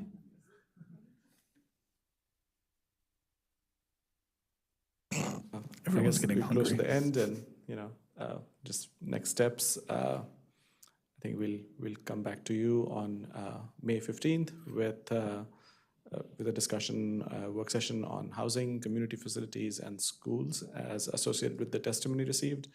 And then, of course, we'll continue with more work sessions through May and June, and we are looking forward to those conversations. And still on track to transmit to council by summer 2025. Despite our best efforts to derail you, yes, thank you for that. I will Google what is the last day of summer for my own benefit. But with that, yeah, thank you. and looking Yeah. I forward think to you this. can do that. We're doing our best to meet the schedule. Just we have a couple, and then I know in these development standards, CRN, overlay zone. Yep, as you're hearing, we want your feedback. We know one of the things that's gonna make this happen, if it does, is to have certainty. So we understand your idea of having some development standards so that a person that wants to go and get this approved, they know that if I check all these boxes, at least the reviewers as well as the people that are doing it, that they can move forward with their project. So I know it's a balancing act. So just come back to us and what you feel is the right thing, and we can go from there, okay? So thank you there's a lot of work that you did to put in here. We really appreciate that. And there's some newness of all this, and so please bear with some of our questions here, because we're just trying to make sure we put out there things that we think that can spur more housing, as well as, make sure that also the community is on board, with some of the things we're doing. Okay, thank you so much. And we're gonna, I'm sorry, you're gonna continue. All right. So you went through the schedule. Are you going, or are you done? Are you okay? Okay. Well, thank you so much. We're gonna take a lunch break, and we'll be back at 1 o'clock. Does 1 work for us? All right, thank you so much.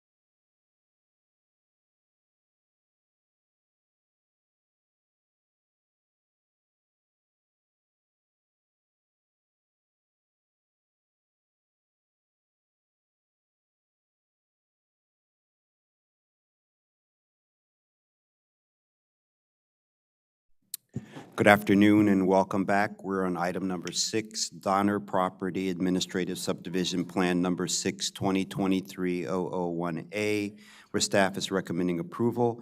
And this afternoon, we have Amy Lindsay presenting this project. Welcome, Ms. Lindsay. Good afternoon. For the record, Amy Lindsay with Mid-County Planning presenting an administrative subdivision amendment for the Donner Property, Plan number 6, 2023-001A. Staff recommends approval of the administrative subdivision plan. And just to show the location, we're here in the Kent Mill area of the county. Zooming a little bit further, you can see the location. This is Wheaton Regional Park, right in the center. This is the area of Kent Mill. And zooming in even further, this shows you the immediate vicinity of the subject property. So the subject property was approved for a subdivision in 2023, creating 2 lots with a forest conservation area and 2 parcels. This zooms in even further so you can see Lot 1, Lot 2, forest conservation area, Parcel A, and Parcel B. It's approximately 2.28 acres, and it is on public water, but on septic and in the Northwest Branch watershed. So there's a People's Choice path that currently exists that runs from Wheaton Regional Park, which the property boundaries, over approximately to Gray's Lane. Parcel A was created for future dedication for public right-of-way, and Parcel B was dedicated, or was set up for future dedication to Montgomery Parks. Now, all of this is future dedication because Gray's Lane is not a public road. Gray's Lane is a privately owned road without public access.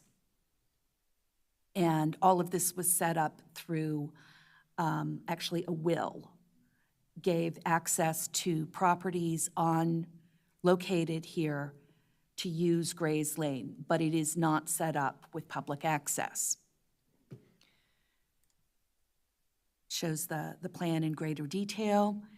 So at the time of the initial plan approval, we required an easement over Parcel B because for public access for prior to it being dedicated. Trying to recreate the existing condition where there is a People's Choice path across this private property. However, then this is the condition that we included on it, that record plat must reflect a common use and access covenant for the benefit of the public over all trails, sidewalks, and paths not covered, not included in a public right-of-way or private street parcel. So this was the condition that was approved at the time. However, what we did not realize was that that condition set up a situation that required the property owner to maintain insurance over that parcel so that anyone walking on the parcel, which is not improved, there is no path there right now, the property owner would be responsible for anything that occurred on that parcel. Regardless whether he sells those lots, whatever happens, he would have to maintain insurance. And that was an unintended consequence. So Parcel B is currently unimproved and will not be improved prior to dedication. There is no public access to Gray's Lane, so the public is not losing a formal access point. This has always been an access point across a privately owned property.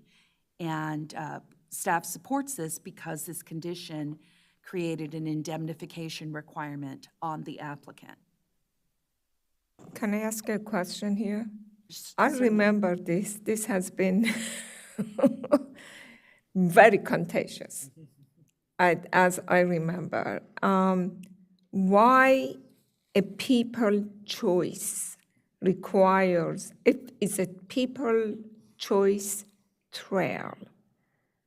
Why is it a requirement? Because nobody, if it is a people choice, they just use it. Montgomery Parks has lots of people choice, and they're not responsible for the maintenance because it's not an official trail. So if something happens, there is, people can sue, but, it's like no requirement for anybody to maintain it because it's people choice. People choice means that people decide on their own to go anywhere, even though if it's unimproved. That is correct, and we agree with you. The initial thought had been because through the subdivision process, we were creating a situation to formalize what was currently a people's choice trail. So we are trying to formalize that connection point, but understanding that right now, Gray's Lane has no public access. So we were trying to set ourselves up for the future, and so had included that requirement for the access easement prior to the dedication, but that did have the unintended consequence of requiring insurance. Okay, yeah. And so now we're here supporting but- the removal of that condition. But that means that still the people choice stays in the trail. Well, so the People's Choice Trail is actually located up here. So there will be a house constructed here. This will be in a Category 1 conservation easement. We set up the future access to be down here on Parcel B. So at some point in time, this house will be built and this trail will not really be useful because it will be Yes, someone's and then when the backyard. house is built, I think, are they required to build the people choice, or it's something that, but right now, by removing this requirement, still the people can access the people choice. Nobody can stop them, correct? Well, it will be public, it will be private property, and so if the property owner will have the ability, if the private property owner does not want people walking on the existing pathway because it will be their private property. But nothing has changed. Before was a private property also. That is So- correct. It was just unimproved. Okay, so a status quo would stay. That is correct. That's what I'm saying. Okay, that's important. And then when the new houses come, who's going to be required to build the new access road? Is it part of the new housing, or is going to be done by Parks in future or something? So this will, if you're talking about the pedestrian access on Parcel B, that will occur in the future whenever Gray's Lane becomes dedicated for public access. Right now, there is no public access on Gray's Lane. Okay. But Parcel B will be dedicated to parks when Parcel A is dedicated for improvement and becomes public right-of-way. Could you show parcel B again? You're Yes. showing a house on it. This is Parcel B right here. Oh, okay, just that strip. Yes. Okay, got it. Thank you. This is the only change within this amendment. It is just the removal of condition 26. And this shows how Gray's Lane, there is public access to this point, and beyond that, there is no public access on Gray's Lane.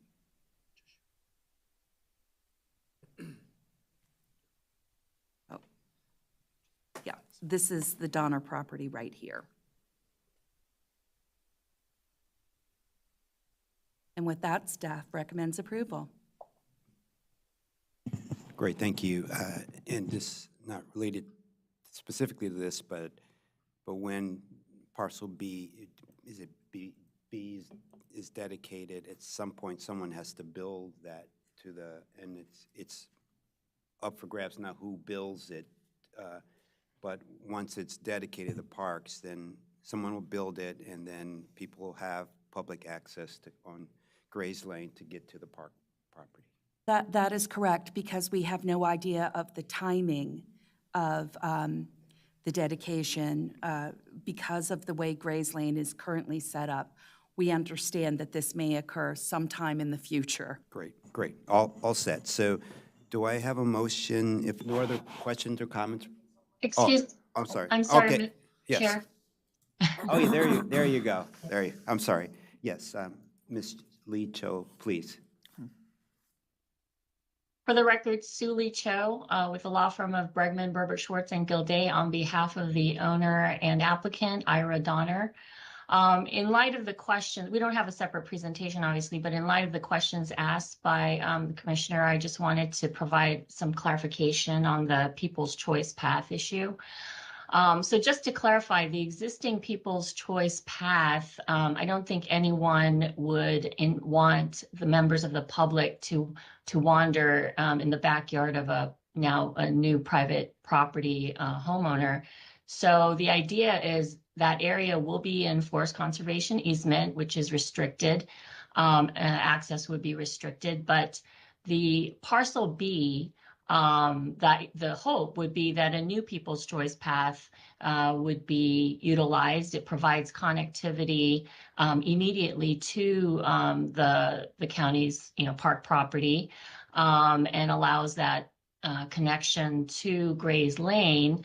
The issue at hand with condition number 26 is that by requiring a covenant for formal public access and not the informal, access that is the people's choice, it requires the county will not accept a covenant without an indemnification provision, and that's the rub. The applicant was willing to provide that covenant, but without an indemnification that would have tied the property owner in perpetuity, because it is unknown at this time, when this Gray's Lane will be built out by the county. There's other private property that would have to have property either dedicated or taken through eminent domain in order to complete the public portion of Gray's Lane. And so with the timing of the build out being unknown, it is unusually, burdensome requirement to require, maintenance of insurance indemnification over this strip of land over parcel B. And by not requiring it, to the commissioner's point, it doesn't foreclose anyone from using parcel B as a People's Choice Path. That, as was stated, the county doesn't, have liability because it's not improved. It's a natural, pathway. It's sort of people use it at their risk, and if something does happen, there's no liability on the county. Well, similarly, there shouldn't be liability on the property owner, because of the interim situation that we find ourselves in.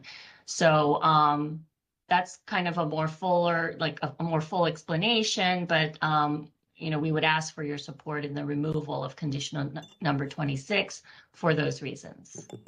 I totally understand that, and I support that, and I totally agree that it should not be any burden for the land owner or for the owner of the property. At the same time, I just wanted to make sure that still people can use it as it was before without obligating any kind of insurance or indemnification on the part of the owner. So the status quo stays. I don't remember exactly what was the situation when this area was very contentious, but it was that some people wanted to use that it was important, that providing connection to the park.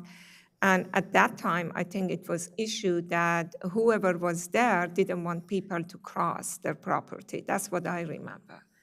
And I think we came up with some agreement that people can continue using it as a people choice, but I do support that it should not create any kind of risk or insurance requirement for the owner. But I did want to clarify that the existing people's choice will be closed. It's that it becomes a forest conservation category 1. It's part of the redevelopment, but the alternative people's choice will be along parcel B until it's built and formally made into a public roadway or They access close way. it now? But Or is it being closed now? Because I thought that the forest, the area that is green, would be done when the houses would be constructed.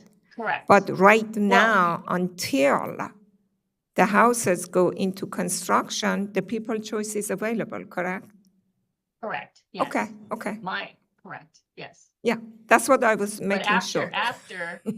Right, but after the houses are in, the people's choice as you see it in the green area Yes. will not be accessible. Yeah, and then it has another path, a parcel B, that they Correct. could be done. Yes. Yeah, that's perfectly fine. Yes. Thank you. Great, thank you. All right, thank This you. is like we have too many people's choices.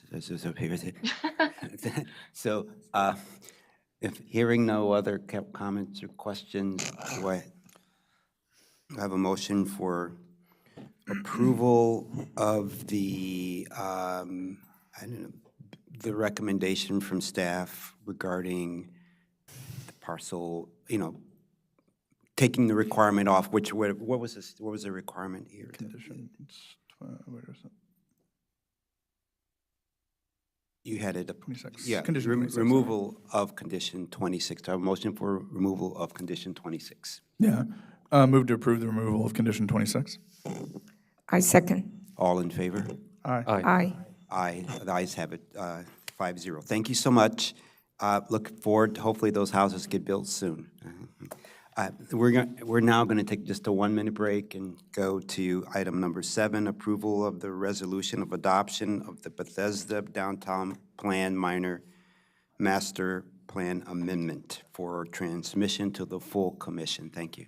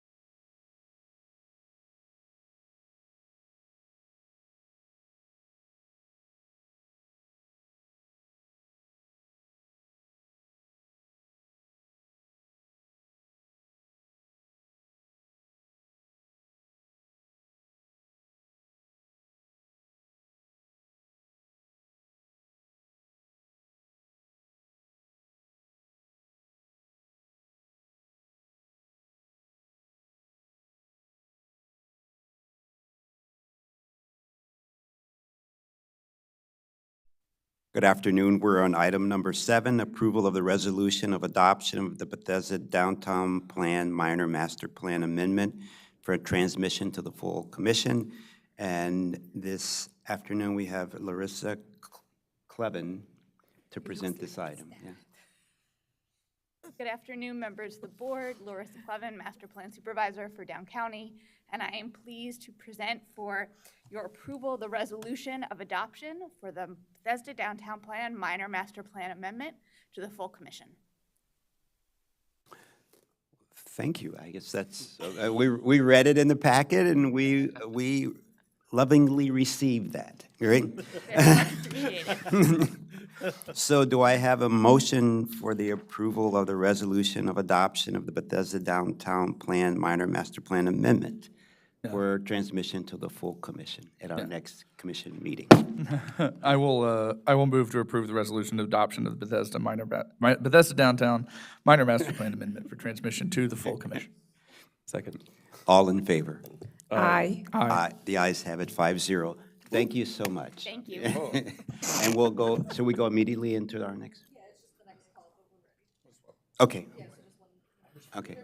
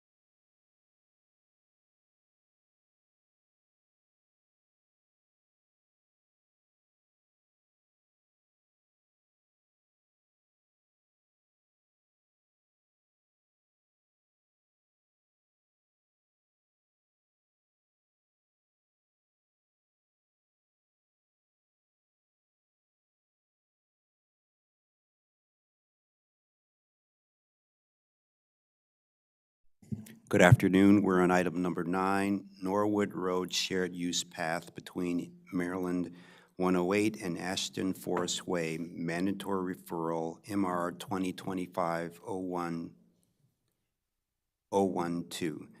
where staff is recommending and transmitting comments to the Montgomery County Department of Transportation. This afternoon, we have Sophia Aldrich presenting this case. Thank you. Thank you, Mr. Chair. For the record, Sophia Aldridge from the Countywide Planning and Policy Division. What we're presenting today is actually both a mandatory referral for MR 2025-012 and a Forest Conservation Plan Amendment number F 2025-0420.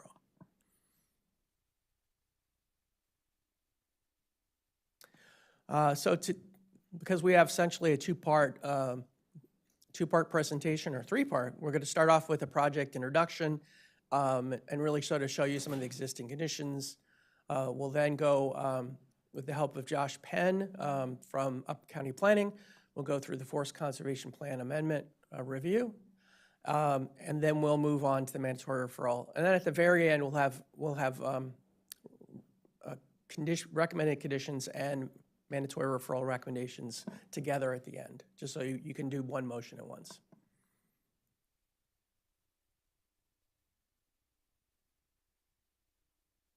All right, so this project, which is a great project, is a shared use path that will be constructed on the west side of Norwood Road between Olney Sandy Spring Road and Ashton Forest Way.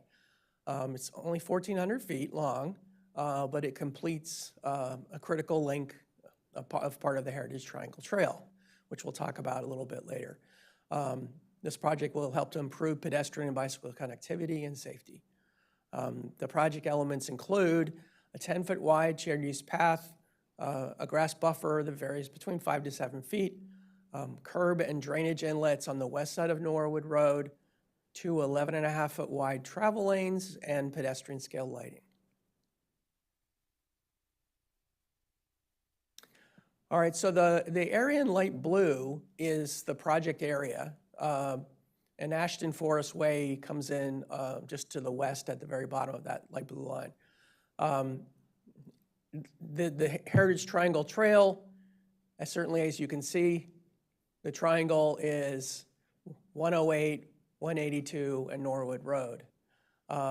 And there are either existing side paths or proposed side paths on all three of those facilities. There's another project that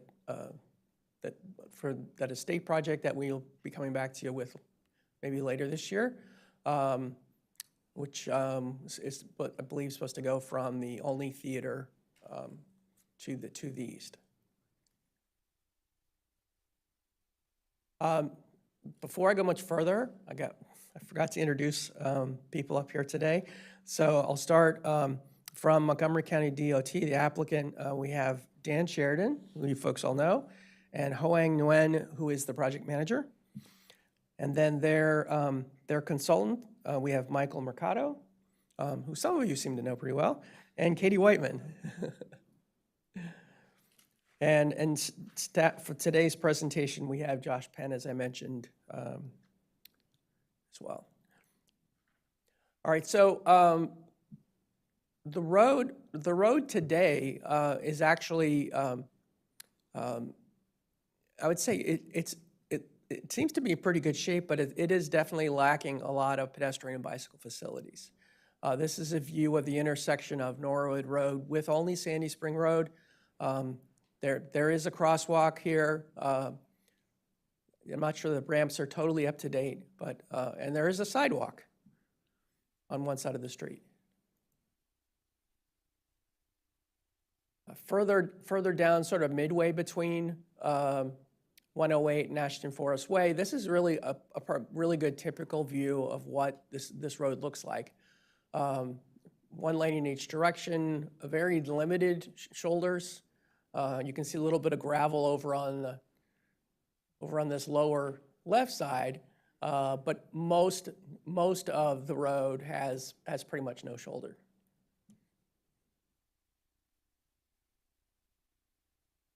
And this is the southern limit of the study area, the intersection of Norwood with Ashton Forest Way. There's also another street.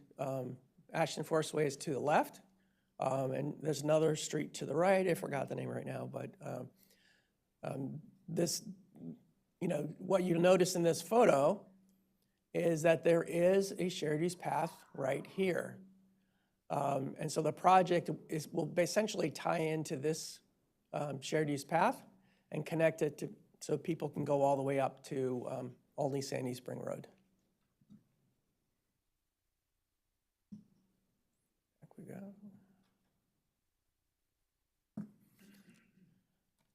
This project is part of, as I mentioned before, the Heritage Triangle Trail, I guess, plan concept. I'm not sure if that's the right term for it, but it's a series of design projects, most of them by Montgomery County DOT, and I believe one by the State Highway Administration, to really create a nice series of side path improvements around this whole area.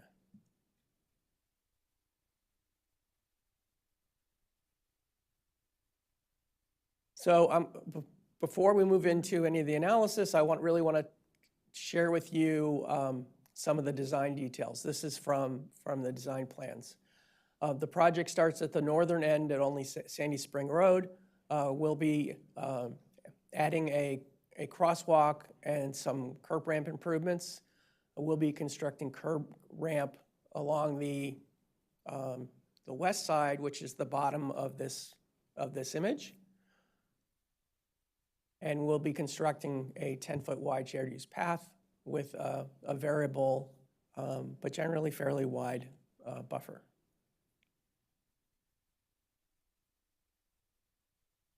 This is the second page of the plan sheet. It's pretty short, as I said. And what you'll see on this one is, again, it terminates at Ashton Forest Way. But I do want to point out that the project includes a drainage outfall that connects back here. This area does have some drainage challenges, so trying to drain it adequately is pretty important.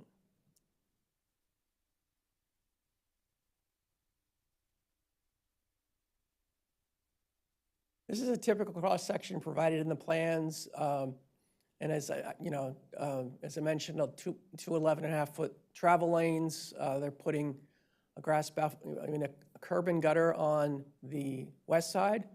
The east side will remain an open section road. And then the variable width buffer, which is generally in the 5 to 7 feet range, which is almost meeting our standards exactly. A 10-foot wide shared use path, and a nice 2-foot clearance between the edge of the path and the pedestrian scale lighting. So at this point, we're going to switch over to Josh, who's going to take us through his environmental review and his forest conservation amendment. Josh. Good afternoon. For the record, Josh Penn with Up County Planning. Today we have a plan before you that is a little bit unique. We have both a forest conservation exemption and a forest conservation plan. The forest conservation plan is required because the path crosses a previously existing forest conservation plan for the only Sandy Spring Veterinary Hospital that was approved a couple of years ago. And so this application not only provides you with the exemption for the portion that's below the property, but also the forest conservation to amend that plan to account for the roadway.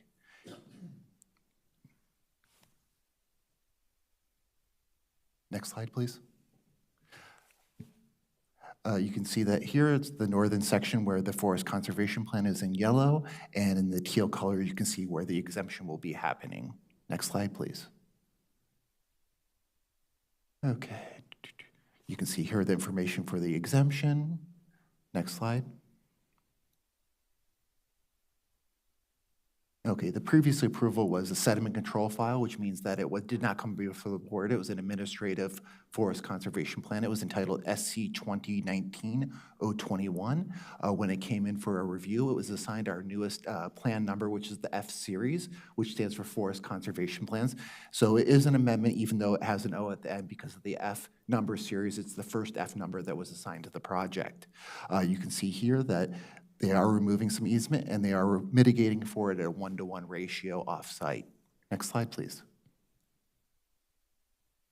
You can see that they're removing 0.06 acres of the modified Category 1. It'll be good to note that the original easement did intend for future improvements on this property, and the easement was there as a placeholder until either the applicant for the vet hospital or for any public projects that would come through. We kind of put a modified Cat 1 that allowed it to be removed without penalty in the future. And so that's why it's a 1-to-1 removal instead of a 2-to-1 or more. Next slide, please. So I put a lot of text here, but I think these are all just the conditions that you'll see in your staff report, so you don't need to read them here, but they're there, and if you have any questions on those, I'm happy to go over it. Next slide.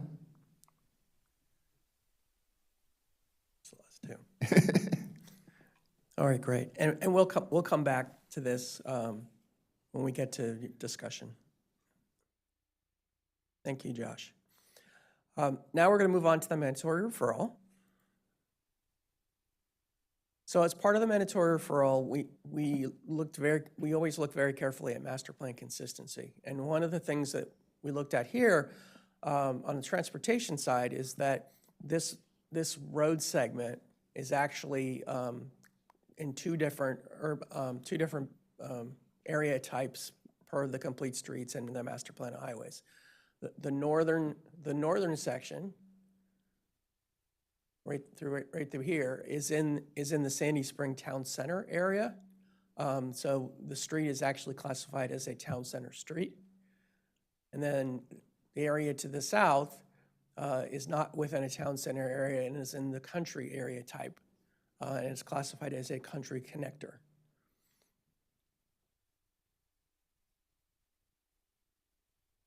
So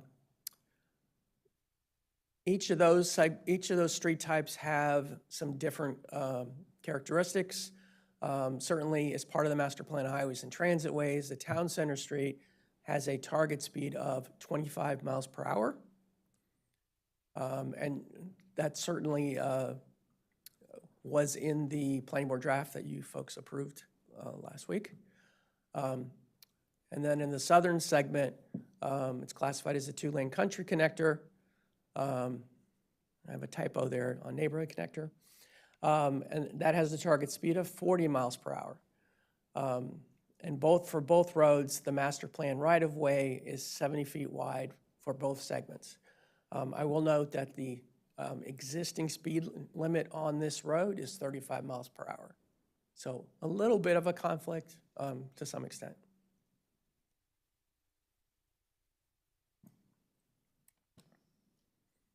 So as part of our review, we also look at transportation best practices, and certainly from the Complete Streets Design Guide, a town center street type, which is that upper portion, sidewalks and separated bicycle facilities are provided of some type, and that's pretty standard in a town center. Target speeds of 25 miles per hour is the default, with 11-foot wide travel lanes, a 6-foot wide buffer with a high priority, and curb and gutter is standard.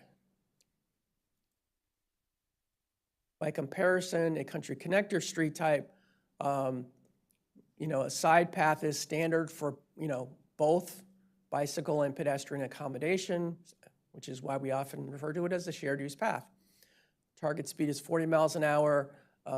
It does have 11-foot wide travel lanes similar to the town center, but because it's an open section design, it has 6-foot wide shoulders. Also a 6-foot wide buffer at a high priority, and typically, but not always, typically no curb and gutter.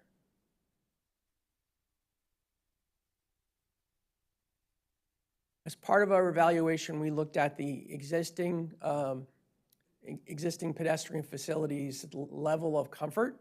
And this graphic presented in the staff report is current conditions. It's currently uncomfortable, or undesirable, because it doesn't exist for the most part. And with the improvements, it would go to, I believe, somewhat comfortable. So that would be a great improvement. And again, it's not just the level of comfort, it's also just the connectivity, the ability people to get from one place to another. Can I ask one question, just a technical question about, because this is a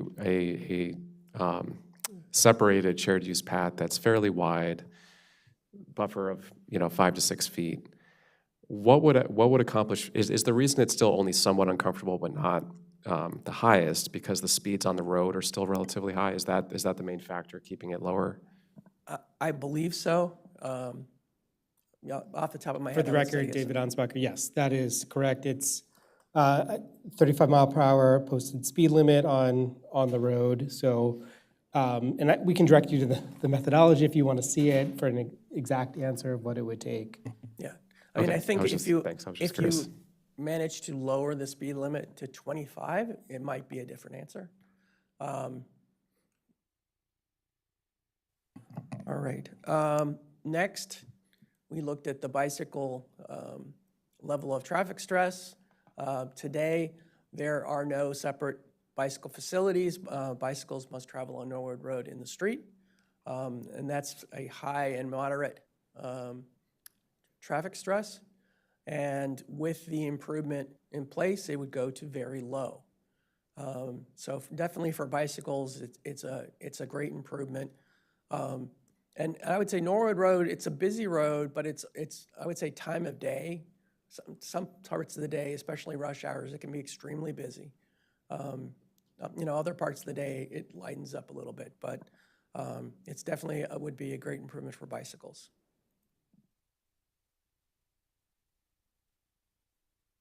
And with that, actually, what I'm going to do is jump ahead here. Oops. We have comments to provide about the project, and I'll go through those first. The first comment we have is that in both the Town Center Street and County Country Connector segments of Norwood, the travel lanes should be reduced to 11 feet wide, including the gutter pan. Right now, it's 11.5 in each, and then an extra 2 for the gutter pan, or 1 for the gutter pan.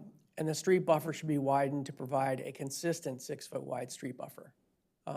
Really only a slight change overall.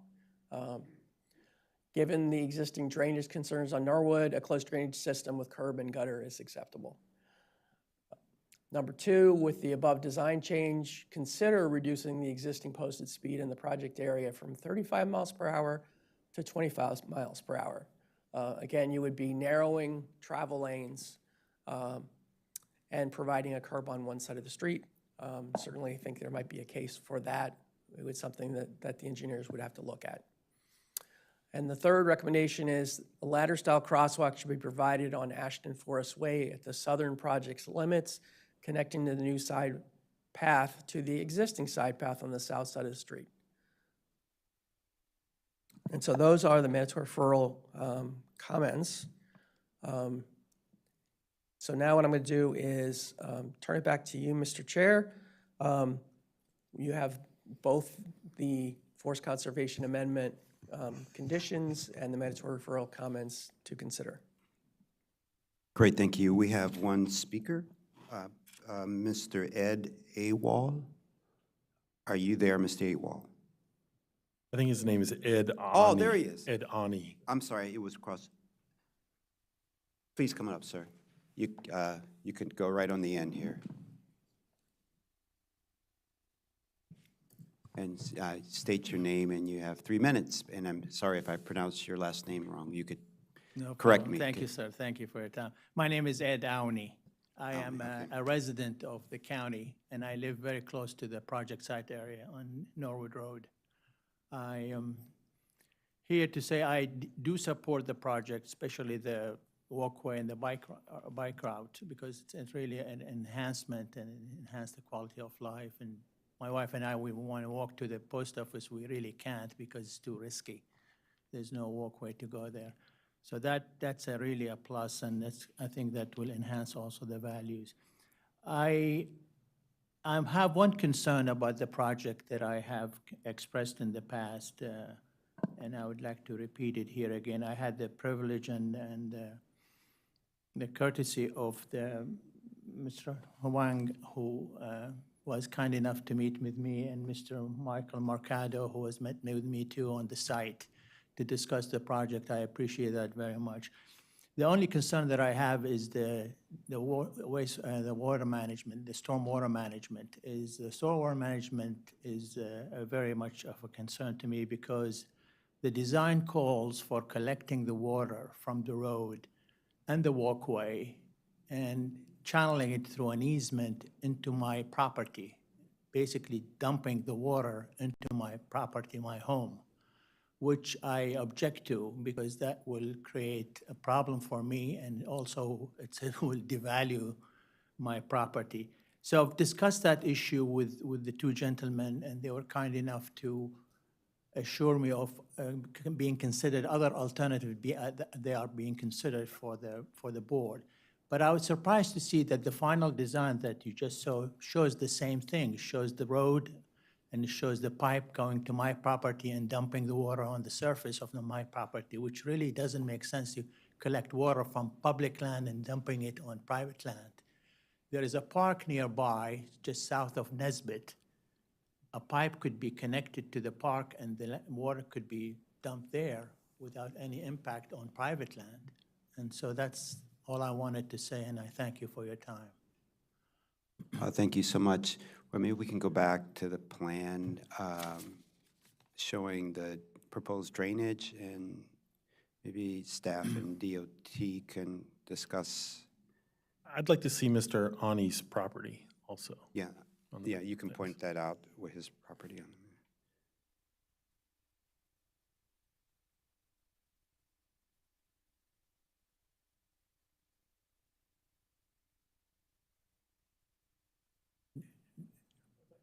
So it's behind the property? Where is it one of the lots that, It's on the top right there of your screen, so,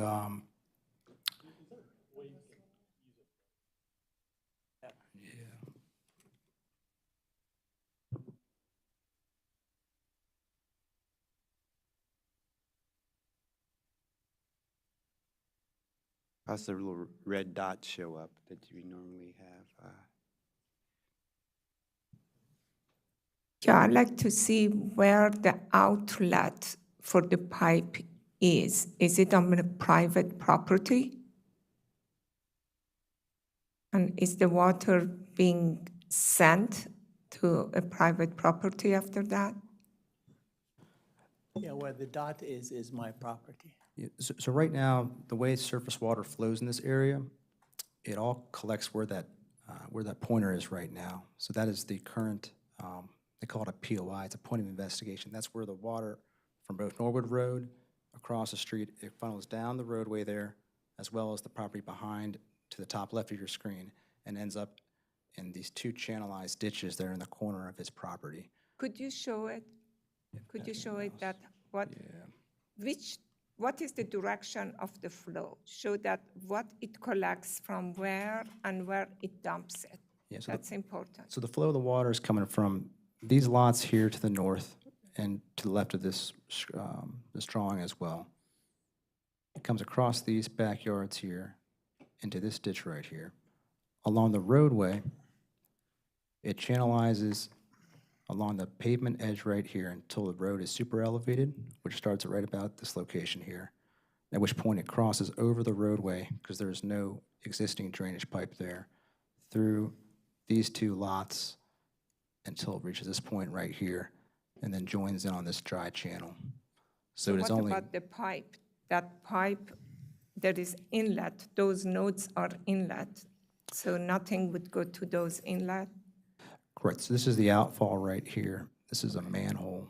Those are manholes. There's a manhole, so the inlets are all right here. Okay, so those are just manholes. Yeah, so these are all inlets, but what it is collecting is the same as it is today, with the exception that right now, when it rains, the water flows.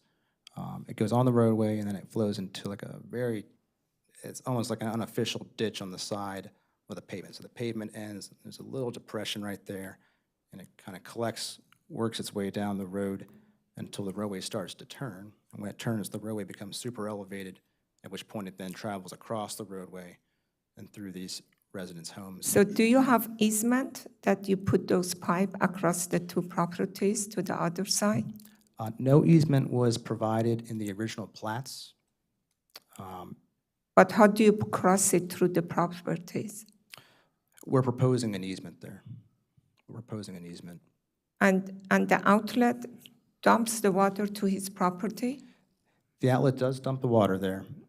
The flow rate that we are proposing, there is management that will be provided that can make the existing condition and proposed condition flow rates the same. The difference in the 10-year discharge rate, which is the design rate, is very small. We're talking a change of 5%, 10% max. It's very easy to manage that amount. So you mean that there was an outlet there already? There's no existing structure right there. It is where the existing drainage pattern and stormwater ends up. I know, but before was sheet flow, now this is a point flow. If those pipes and the outlet are new, correct? That's correct, yes. So if the sheet flow, nobody can do, it's act of God because the property and the elevations, the sheet flow. But now we are taking the sheet flow, put them in a pipe, so it's a point flow, and we are dropping it at his property. At the location of his property, there's already a defined channel. So that sheet flow has already channelized prior to that point. It's like an incised, it's a noticeable, a dry swell maybe is what you could call it. So it was a channel there, but the channel was taking the water from the west, not from the other side of the road, correct? No, it was taking the water from the other side of the road and the west. Both of it is going there. The existing drainage pattern remains the same. The way at which the water is getting there is through a more organized fashion, because it has to be, because there's inlets along the roadway. Yeah, so the water on the west side, as you said, you can move your red arrow starting back to, yes, it goes today. Show again what happens today. So, yeah, so there's two different patterns that go on here. So the roadway here, it's crowned. So there's a pattern that's on this side, and there's a pattern that's to the bottom of the screen. Okay, we'll start with what's on the top here. All of this water goes into these residents' front yards. They have a small grass channel, which it somewhat conveys that at some locations it's not even continuous, so it works its way down the edges of these lots until it gets to the back here. And then at that point, it becomes essentially a channel, and then there is a visible channel at the beginning of his property where it ends up. In my discussions with several of these residents, they have expressed to me when it rains, they can see a noticeable channel in their backyard, several inches deep, that makes its way to this corner right here. So that's the drainage area to the east, and it's a fairly large drainage area. You're talking several acres. To the west, which would be to the bottom of your screen, similarly, the roadway is crowned. The stormwater here, it makes its way from the crown to the edge of the road. There's no formal stormwater conveyance system. There's no curb and gutter. If you remember when Sophia had one of her earlier slides, there was a kind of like a little gravelly ditch there.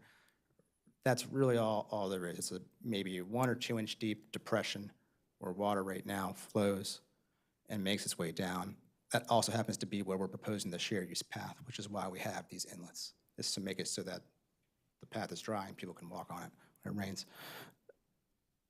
Okay, at this location here, the roadway becomes super elevated, meaning it's no longer crowned. It's banked, so people can make that turn. Unfortunately, all the water that has been traveling along the edge of that road, when it becomes super elevated, it then crosses the road and then flows through these two properties to this channel here. And we verified this. I went out there when it was raining to make sure that that was in fact happening. So that's where the second channel that is defined is currently in place. So what we're doing is, this storm drain system here is collecting the water along the west edge of this road, which currently right now flows along the edge of the pavement. At the super elevated part, it flows across between these two houses, and to this point right here, we're putting the water in the exact same spot. So the drainage patterns have not been altered. There is no inlet on the west side, is it? No inlet right now. So there is no stormwater management, nothing on this road? Correct. And everything was sheet flow through the natural ditches, because you're not showing any ditches here either. You're just saying that it goes. And then what we are doing is that in this small section, we take all of those sheet flows that were distributing, put them in a pipe, cross them through the properties, and put them back outlet there. I think that makes a difference. Even though the flow is the same, but you had a sheet flow that you're now taking it into the point flow with the higher velocity, and it's going to be, in my opinion, it's going to be more. And we are sending it to a private property. Within the storm drain system, attenuation devices can be provided, which reduce the Q10, the 10-year flow rate. So if you did exactly what you just said and just discharged it, yes, the flow rate would increase. But stormwater management can be included in the system to make it so that the existing flow rate matches the proposed. You could even lower the proposed. I mean, there's a lot of options here because the two flow rates are very similar. It's not a significant, it is a significant change, but you're talking about a couple CFS. To give you an idea, that's maybe 10% of a really small storm drain capacity. It's not a significant drainage area, or large drainage area might be a more appropriate term. It's a 24-inch reinforced concrete pipe. I don't know, but to me, these are designed for 2-year or 10 years though. They're designed for 10-year. That last run there, I can tell you, that's at a 0.5% slope, which is the minimum allowed by the Montgomery County drainage manual. So it slows it down significantly. The velocity at the outlet is less than 5 feet per second. To give you an idea, that velocity you can discharge without any kind of erosive, like a riprap or some kind of a material to slow it down according to the code. We are still providing a riprap outlet as a best practice, but the velocity is it's a very slow velocity. I mean, looking at storm drains, most of them are in the 10 feet per second range, and the 15, below 5 is a very low velocity. Whose property is that, the second pipe that parallels the road? So this On one, top? Yeah, this one right here. No. To the east. No, go, yeah. Yeah. Whose property is that? This is another owner here, is O'Brien's. O'Brien, yeah. And then we have, right here is Reardon. So thank you for explaining. Do you need to get easements from both property owners to do this? That's correct. And what if it doesn't work? You fix it later? I'm just asking how to, if the estimates were wrong and it erodes more or whatever, you just. Well, the outlet protection we're providing is more than what is required. So again, 4 feet per second wouldn't require anything. We're providing what would be needed for up to 10, 15. I mean, something that's twice the discharge. Okay. We could also provide additional stormwater management within the system to reduce the flow rate even further. That could attenuate flow. That is an option as well. Well, Do you have to do this? Do you have even to pipe it, make the project even cheaper not to do it, and just try to take care of, because the rest of the project doesn't have anything. You're just increasing the surface for the width, for the 10 foot and the length. That's how you're doing it. Can you do it in place next, just provide dry well or something? It would be cheaper rather than doing this, because that is costly, and you may not be even get easement, because one of these property owners doesn't want to give you the easement, you cannot force them. Right. And you may not be able to do the project. And I believe that is going to get more. I don't know. I don't like that happen to my house. If someone comes and just put the point flow, sheet flow just goes, is act of God, but point flow is man-made. So why can't we think about, rather than doing this, find it localized stormwater management for the trail? Under the trail. So I'm just going to, Sophia Aldridge for the record. The citizen mentioned a alternative, which was piping the water to a park, which would be public property. Where is the park? Which way? Park property, I believe, is right down there. Right. It's about 500 feet to 600 feet. Yeah, I know. Have you discussed it to the park, and that if that is a viable solution? I don't know. You have to look at it to see. And they probably park would require to make sure that parks didn't like it, people to dump, the same way that I don't like to see to dump to his people come and send it. But because we have a lot of stream valley parks that they're low, the water comes there automatically. So there is nothing you could do. So a lot of outlet end up to the park. So park has a special specification to make sure that it doesn't degrade and goes to the connect to where the park land stays intact.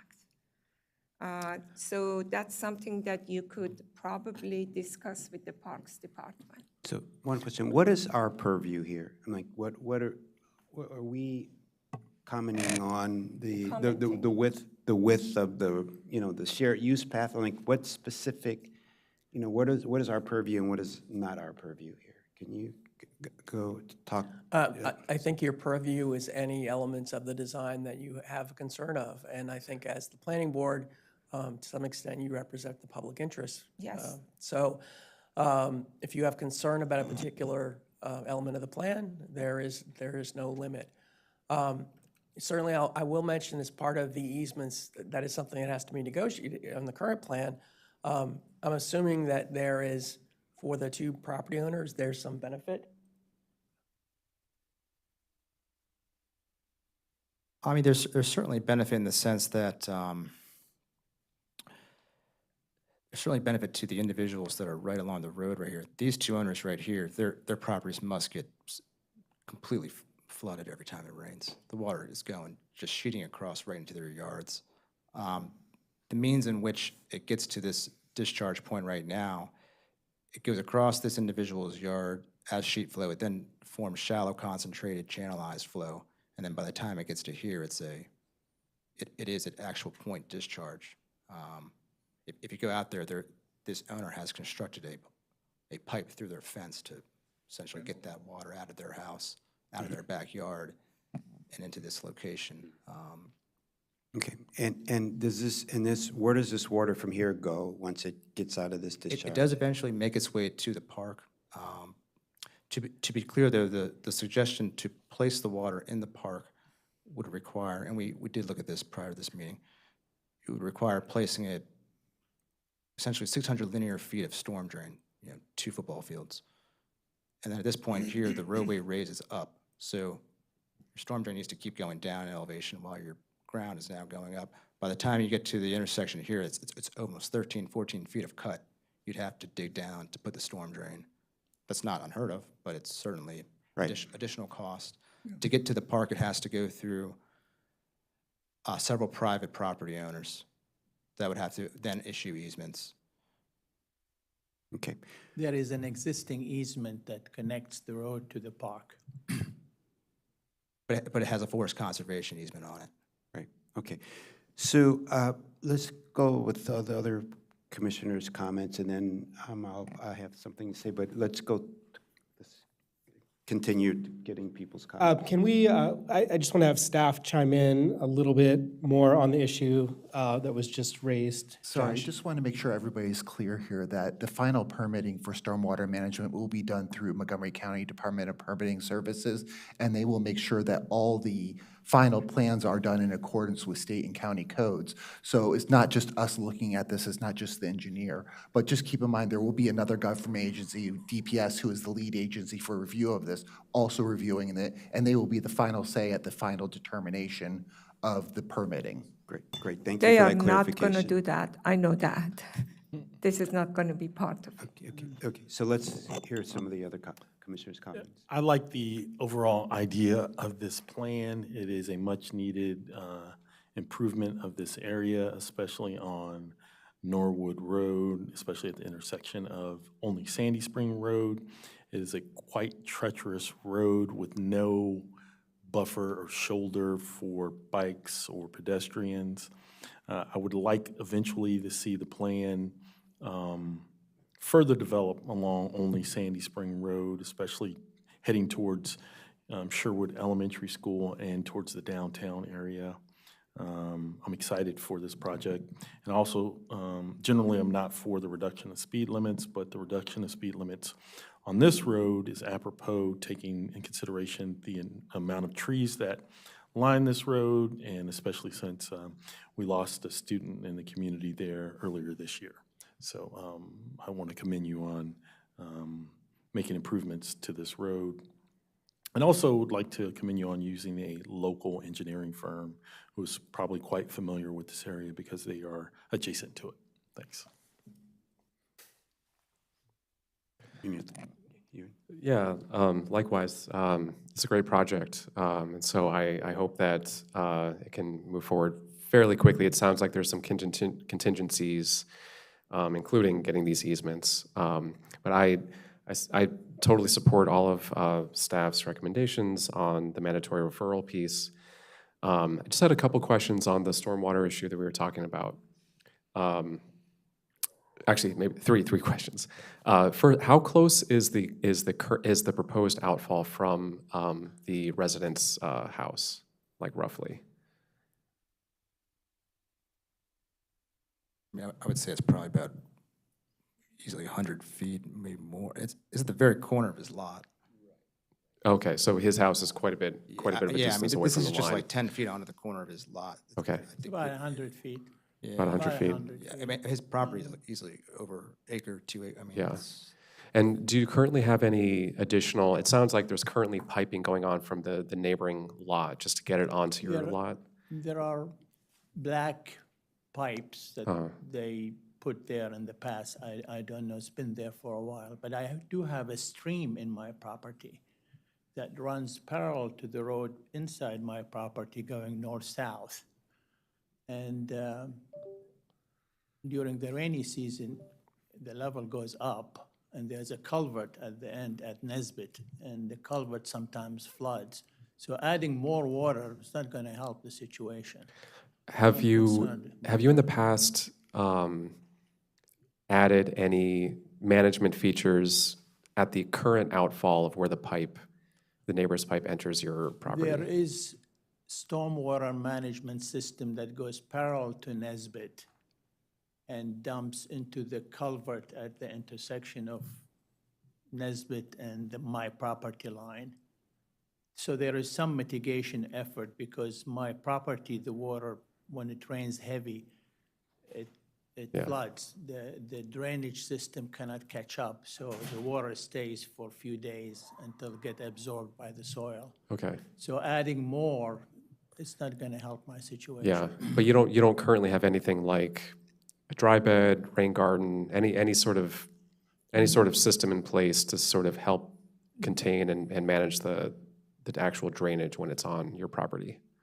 Not currently, but I'm talking to the county about developing a landscape design that would mitigate and work with the wet areas.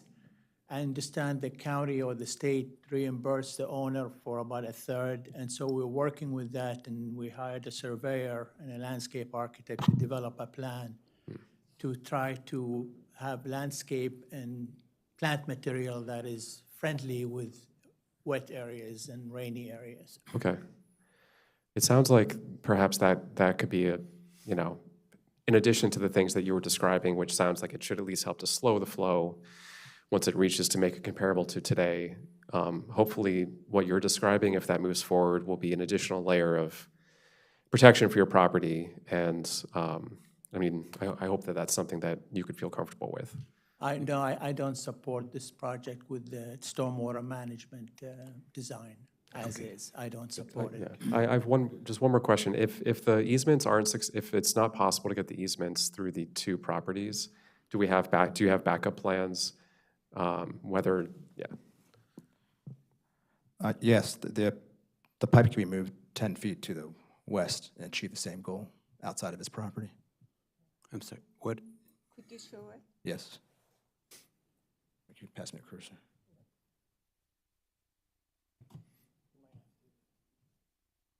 Oh, yeah.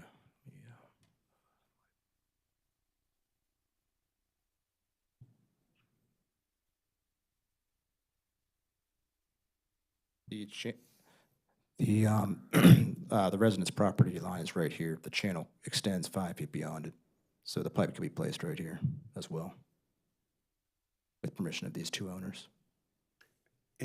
But then it discharges and then flows, it still would start flowing south, right? Well, the flow rate, the drainage pattern is existing and proposed is the same. Okay.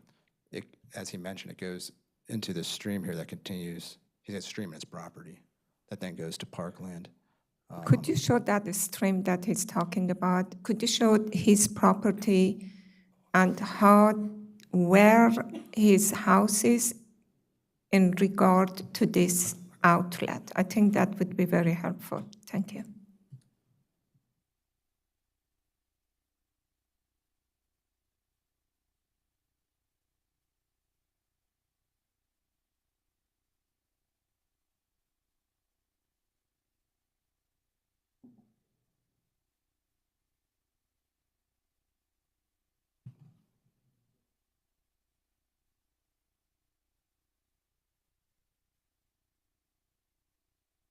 Okay, this is turned 90 degrees from the plan set. This is the subject property owner we're talking about. This is his property. That's his property, is correct. We're looking at discharging at a point that's right here. So roughly, as you mentioned, about 100 feet away, if not more. The proposed pipe would go down here, turn, and then go here. The other option is to go along here, because the stream continues and stops right here. I'm sorry, right about there, yeah. We did a boundary survey and confirmed the exact property line. Okay, so any other, do you have any questions or comments? I have another question. Dan, does the county outlet in private property, public right-of-way? Do we do that? Is that our practice? So this would be in an easement, the pipe would be in an easement on his property. As mentioned earlier by Josh, all these plans are reviewed by DPS, and the engineer is required to say, yes, I've analyzed this runoff and mitigated the impacts to his property. So water doesn't follow geopolitical boundaries. It follows its water course.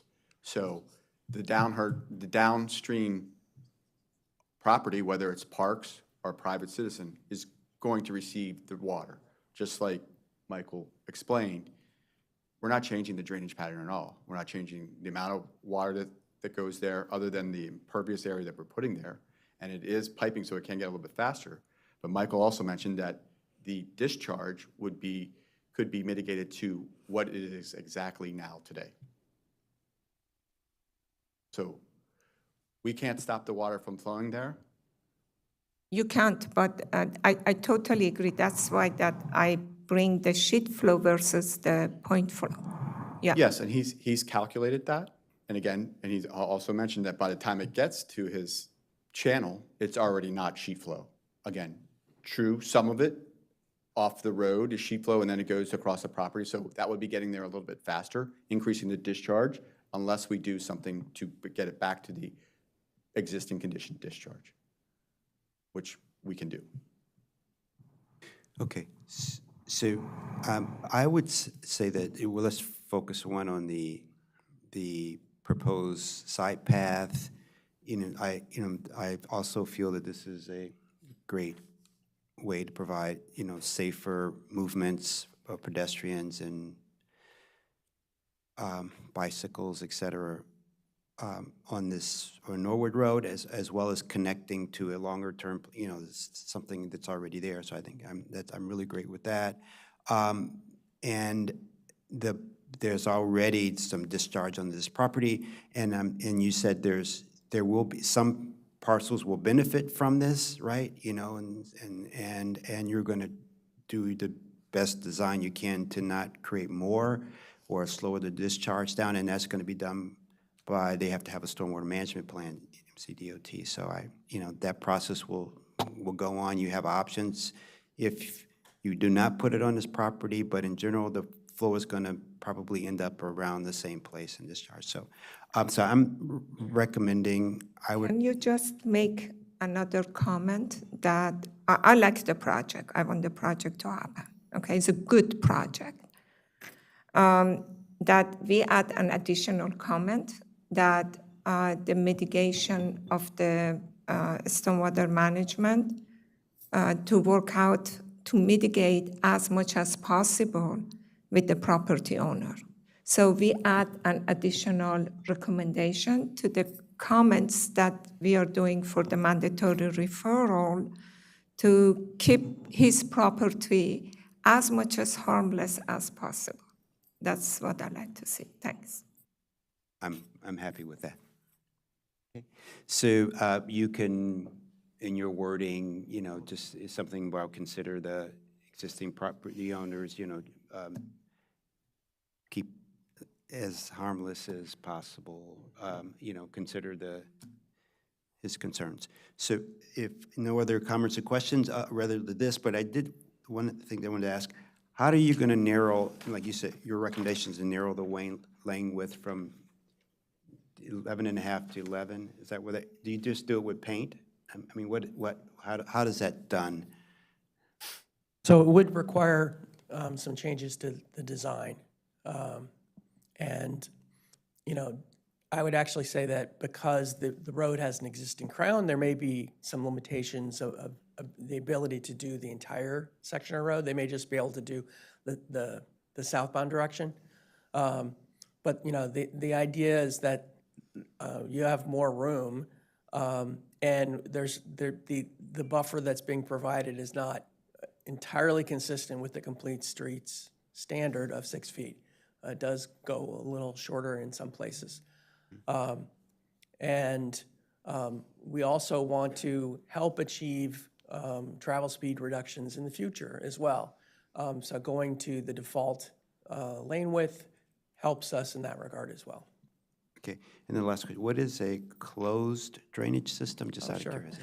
A closed drainage system is a street with curb and gutter. An open drainage system usually has drainage ditches. Like on the side, the grass or whatever? Yeah. Okay, great, thank you. So no other comments or questions? Maybe we have two motions? Okay. Do I have a motion to transmit comments to the Montgomery County Department of Transportation as provided for in the staff report? And the addition is to work with the property owner to as best as possible mitigate any flow on additional flow on or to mitigate any potential impact on his property. Yeah, I'll move to transmit comments to the Department of Transportation with the updates discussed today. Second. All in favor? Aye. Aye. Mr. Bartley, you and I? Yes. Okay, 5-0. Okay, do I have a motion to approve the final forest conservation, or the forest conservation plan amendment? Yeah, move to approve the final forest conservation plan amendment. Second. All in favor? Aye. Aye. Aye, the ayes have it, 5-0. So thank you so much. Thank you for coming and testifying. All right, bye now. So we are going to just take a 1-minute break and go to item number 10, the Burnt Hill Bridge over Little Bennett Creek mandatory referral. And we'll be back in 1 minute. Thank you.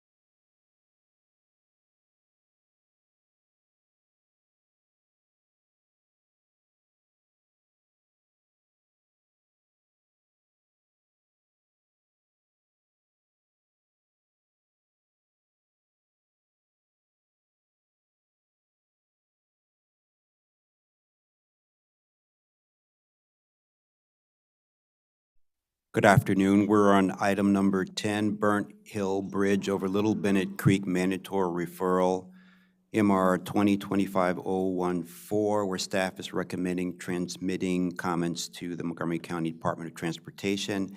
And again, we have Sophia Aldrich presenting this case. Thank you. Thank you, Mr. Chair. For the record, Sophia Aldrich from the Countywide Planning and Policy Division. Joining me at the table today, we have Doug Stevens from Montgomery Parks. We have Brian Copley, the head of the design section, a bridge design section at MCDOT. Michael Mercado, also representing MCDOT as well on this project. And the consultant is from Stantec, it's Greg Pfaffendorf.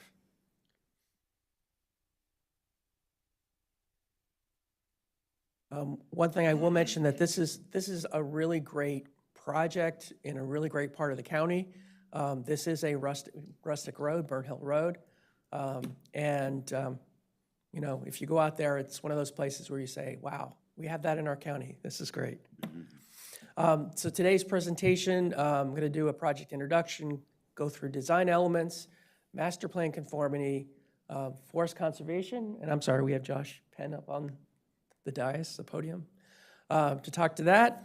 And then Doug will talk about the review of the stream and the bridge as part of his Montgomery Parks review. And then we have staff review and recommendations. So the project is located on Burnt Hill Road, just a little bit north of Kingstead Road. And it's a bridge that if you're not looking, you can pass over without even knowing.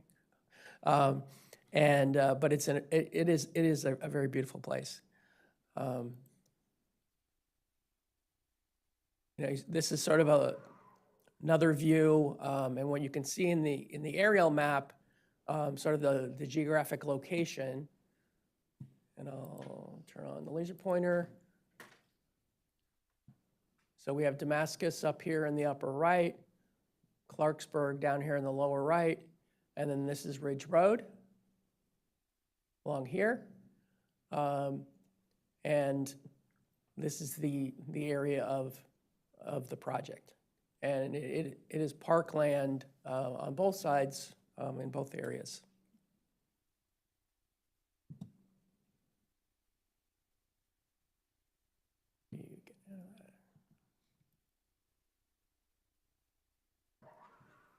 There we go. All right, so existing Burnt Mill Road is a 2-lane rustic road, and it carries under 1,000 vehicles a day. And as I mentioned, you know, it is a very pretty road. And what you see here, this is a view of Burnt Mill Road just at Kingstead Road, which I believe is another rustic road, which is much narrower and also very nice. The posted speed limit on Burnt Hill Road in this area is 35 miles per hour. Kingstead, by the way, it's 25. And the master plan target speed, and I'm sorry, it's the county code target speed is 30 miles per hour.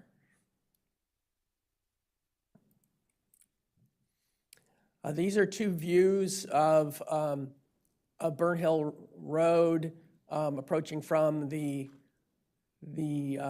south on the left side and from the north on the right side. And I highlighted in blue arrow where the bridge is. It's a little difficult to see. And it is not an imposing structure. The parapet walls are, you know, not that high. So you could drive past it without even noticing it.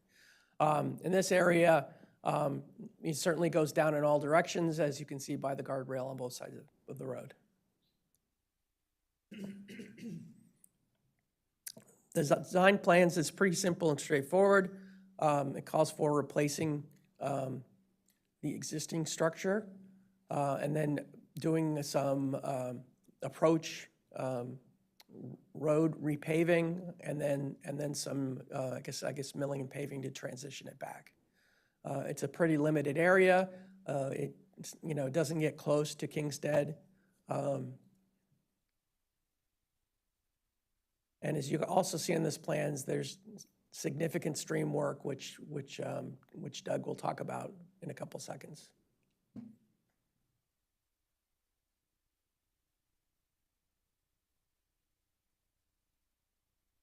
I did a zoom in on the plan just so you can see, one of the elements of this plan was that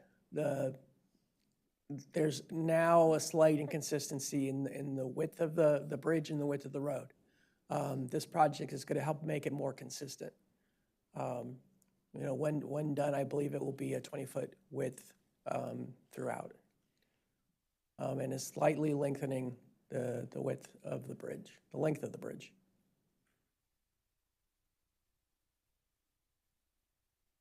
The cross-section of the bridge, as you can see here, now the road tends to have around 9 to 10 foot in each direction. Now actually we'll go back.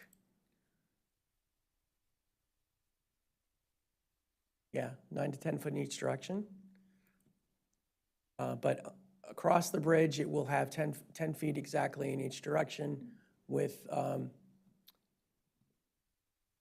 beam bridge railing as the parapet wall for the bridge.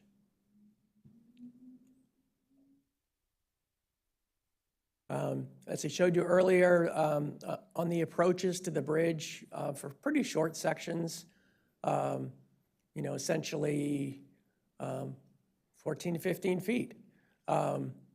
There will be new road construction to tie into the new bridge design, and then the remaining of the section that's identified as construction area would be more milling and resurfacing.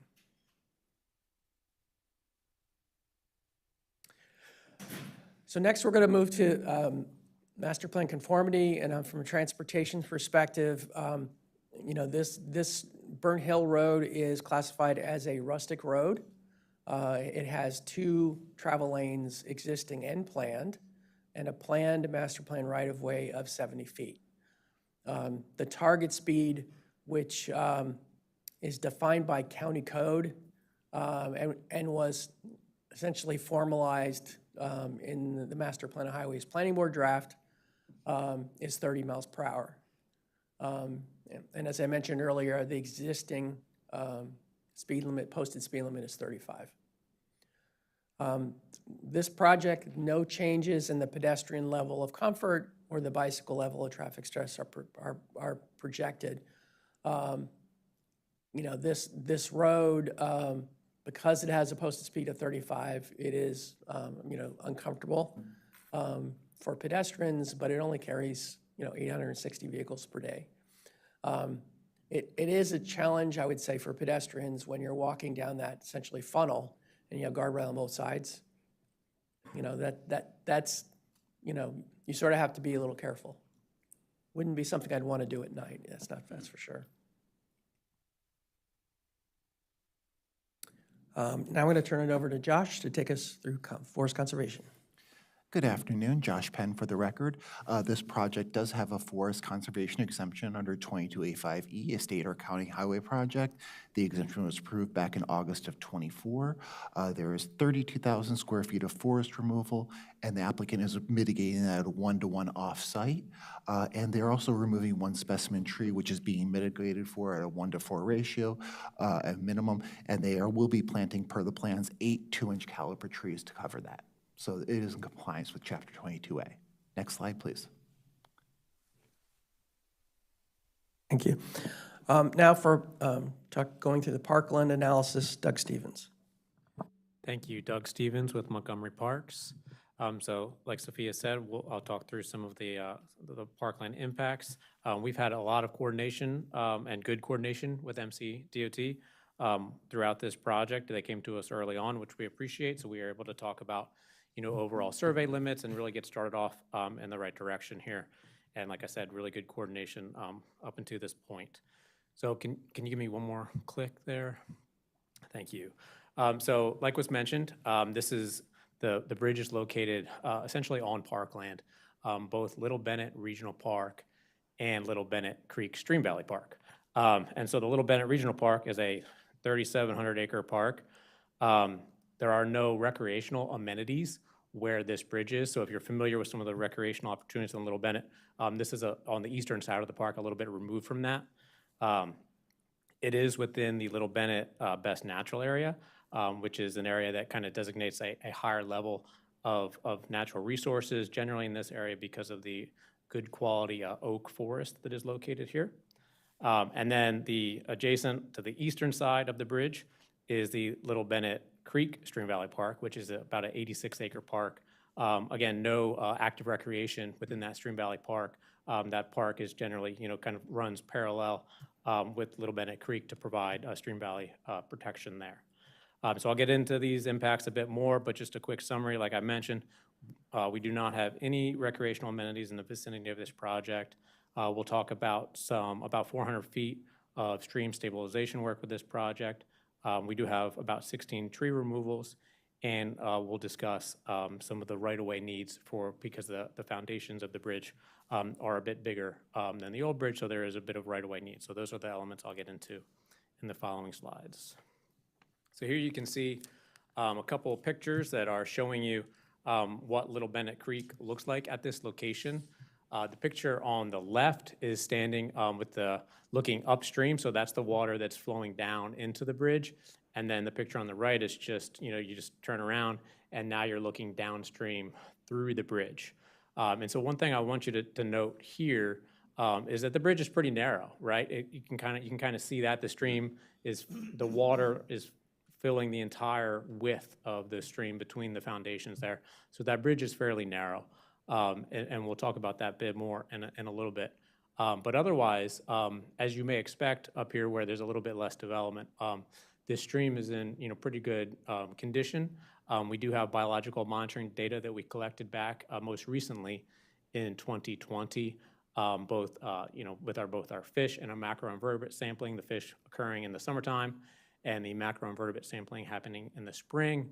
And it is rated in good condition for both of those, and that's on a poor, fair, good, excellent type of scale there. Also, this stream is designated as a use class 3P stream by MDE, which just simply means it's non-tidal cold water, and it also has a public water supply usage to it. But that has certain time of year restrictions that DOT will be working with. So they will not be, without any waivers or anything, they will not be able to work between October 1st and April 30th within this stream to protect the aquatic resources that are found in this stream. So on this slide, you can kind of see here it's the plan set, and then the extent of the stream work there is highlighted in blue, just so you can kind of get a handle on it. So the stream flow on this diagram is from the right side flowing down to the left side. And what you can see underneath that blue highlight is there are some kind of rock hatching structures, and then there's some grading that kind of looks like circles. And so what we're trying to establish here is just kind of a sequence of riffles and pools. So riffles are those rock areas and streams where the water flows a little bit shallow, a little bit faster, and then a pool after that. And then there's some bank stabilization. And you'll notice on the downstream side, so on the left side, you can kind of see that blue area is a bit wider. And it's wider because, as you noticed in the previous picture, that bridge is very narrow. And so it kind of accelerates that water, in storm events when it's coming through the bridge, and that can have an erosive effect downstream. And so again, we've worked with DOT and their consultants to include some stream work on both sides of this bridge to help, not only stabilize the stream for its own sake, but also, the stream work will help protect the new infrastructure that they're building, and then restore a bit of the stream on the downstream end where it's been a little bit eroded from the existing structure that has been in place. And then I just wanted to note here that, so the road and the stream are they're perpendicular to each other. So the bridge is actually getting 11 feet longer, and so that means the stream is gonna have that much more room. And so again, if you recall that picture, that was pretty narrow. that's going to really more reflect kind of the room that that stream needs to more naturally flow through. We do not, even with the narrowness of that bridge, as you saw, there were no fish blockages or anything like that. That's another thing that we look at with these projects. Sometimes at structures like this, you can get a drop in the stream bed, and that can create, kind of a small waterfall type effect, which can affect movement of species through the stream. We did not have that effect here, so we're not really changing, the elevation of the stream bed with any of this work. But again, just trying to provide a little bit stabilization as the stream is coming into the area where the bridge is. There will also be significant plantings with this project, which we will get into on the next slide. So again, if you recall some of those earlier photos that you saw, and as was described, this was described as a very nice area, and that's largely because there's a lot of nice trees out there. And so there, whenever you're doing a project like this, in areas where there are trees so close to the road, there will be some impacts. But we've been able to basically cut the original proposed tree impacts in half by working with DOT and their consultants, modifying some things. And so on parkland right now, there are 16 trees that are proposed to be removed, so that's down from 31 earlier in design. And then what you can see in that table there, that is the proposed planting plan to offset those tree removals. And so these trees will be planted, on parkland to fulfill our mitigation requirements. It's important to note that because Parks is a landowner, we have our own tree replacement requirements that are different from what Josh was describing earlier. And so they have to, they have to meet the regulatory requirements. And then this is simply because Parks is a landowner and we own these trees. And we want to see our forest put back together at the site there. So you'll see the species there are pretty typical of what you would expect in a stream valley: red oak, white oak, American sycamore, box elder, hornbeam, and redbud. And then we'll also use, you can see on the bottom, they'll include about 200 live stakes. And those are simply cuttings of trees that you take in the dormant period, and then you put those in the stream bank, and it's just a cutting. And so you can get those in areas where you can't get a full tree in otherwise, and you get them down closer to the water. So they can provide some woody growth much closer along the stream bank. So they'll have about 200 of those as well. Can I ask a question? Sure. So is it 16 trees because the bridge is 11 foot longer?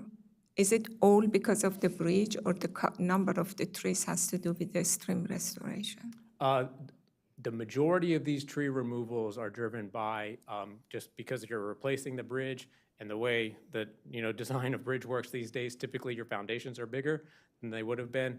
And so if we had a plan set, if you can. Yeah, you say it was 31. It simply just gets bigger, so the foundations are bigger than the old bridge. And again, as you saw in some of those photos, the trees are like literally growing right adjacent. So there's no way to do excavation. Okay, so it's for just right the concrete. bridge. Okay. Yeah, so it's largely just for the bridge. And again, it's not that they changed their bridge design a whole lot, but a lot of times we can cut down the tree removals based on like where the access for construction and things like that is, where that's located, so we can move those things around. So for access also? Yeah, a lot of times Okay. that's how we can reduce the numbers of our tree removers. Or, again, we have our urban forester look at a tree and he says, oh no, this tree that was proposed to be, like, you're not going to impact enough that it has to be removed. So, we're looking at each individual tree and making determinations on whether or not they need to be taken. There are, obviously, there will be some removals to be able to do the stream work, but it's very limited. The work is within the channel. We aren't going out of the channel for the stream work and impacting the stream banks in any substantial way. Okay. Yeah, and I will mention that the planning board, probably about 4 years ago, had a mandatory referral for Maryland 355 bridge over Little Bennett Creek as well. That one had a lot of upstream drainage problems, and the creek bed had meandered, and so the mitigation package was much more extensive to restore it back to a normal condition. Yeah, okay, thank you.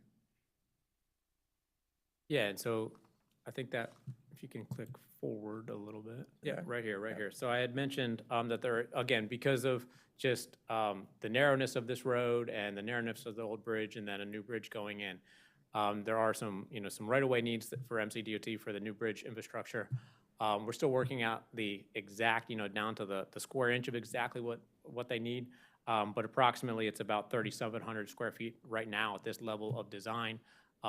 like I said, parkland on both sides. It's divided up between 3 different parcels, and 2 of those parcels are titled to Montgomery County, but they are, maintained and operated as parkland. Those are the ones where the box is kind of highlighted in red, the border. And then there's one parcel in your bottom left that is titled to MNC PPC. Again, we maintain and operate, and all of our rules and regulations apply to all these parcels, but the way that we will grant right-of-way to DOT is different. For the MNC PPC titled parcel, we will go with a perpetual easement, and then we will be paid, fair market value for that. And then for the Montgomery titled parcels, we will do what is called a release of rights, because it is titled to the county, you can't give an easement to, the county can't have an easement to land that is titled to the county. So what we do is we with our real estate folks, we draw up a release of rights agreement where we say, okay, this is no longer parkland, but we are compensated in the same way as we would be for a perpetual easement.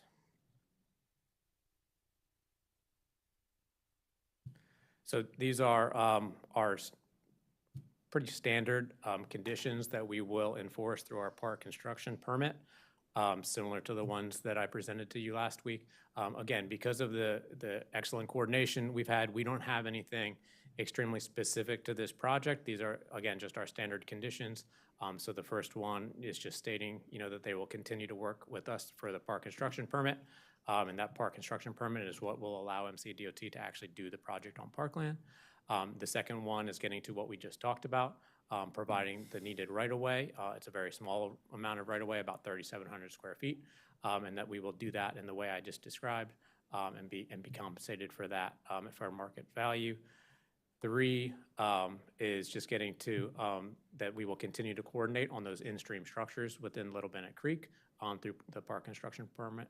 And then the 4th one is our general tree mitigation language. Again, on this project, we've been able to reduce those impacts, and then there's a planting plan to offset those impacts. So we are not anticipating any fee for tree mitigation on this project. Thank you. All right, thanks, Doug. So as Doug mentioned, this is a very good project, and I think from the planning side, we agree. And in fact, from the planning side, we have no comments. We support the project. The mandatory referral comments that we are providing are essentially the conditions that Doug just went through. So with that, I will turn it back to you, Mr. Chair. Thank you so much. So on this, there 2 approvals needed, or the forest conservation that's exempt? Just the mandatory referral because they're comments. exempt on forest conservation. Yeah. Okay, great. I also feel this is a great project. And any comments or questions from the board members? Yeah. Seeing none, do I have a motion for approval to transmit comments to Montgomery County Department of Transportation for this Burnt Hill Bridge over Little Bennett Creek mandatory referral? Yeah, I'll move to transmit comments to the Department of Transportation for the mandatory referral. Second. All in favor? Aye. Aye, the ayes have it, 5-0. Thank you for your thorough presentation, and look forward to having the project going forward. But one quick question, when do you think you will start, and how long will it take to complete?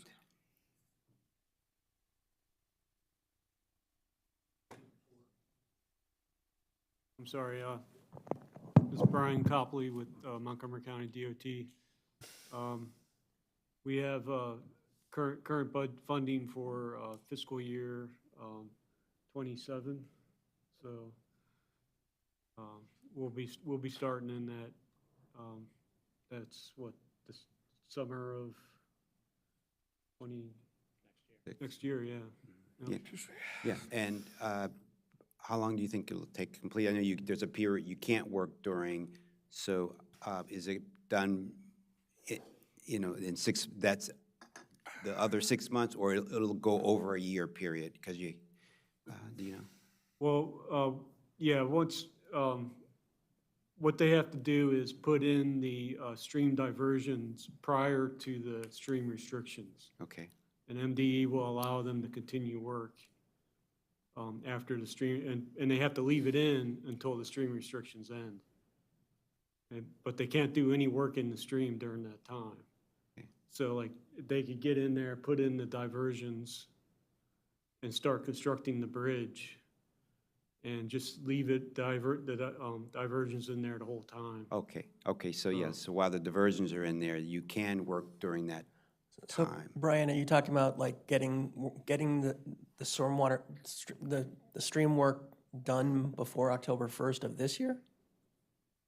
Excuse me. No? What I'm saying is they have to get the stream diversions in before October, before the stream restrictions kick in. And then they have to leave it in through the whole construction, because they can't get into the stream during the stream restriction period. Okay, great, I thank you. guess at any given year, I think since these are pre-stressed concrete, construction is short. It's going to be done fast. Are you going to close the road, or is going to be, okay, because that's very narrow and it has to be closed, but it has a very short duration, I believe. And as I mentioned, the daily traffic volume is very low. Yeah, I wanted to say, I should say kudos to DOT. I remember this project, that when I was at DOT, and needed to be replaced, but it was at the bottom. So I think you have catch up to your backlog because you eventually got to this bridge because traffic is not that many on it. And I will mention that there's an existing vineyard, agritourism kind of business, I think, to the north of the project.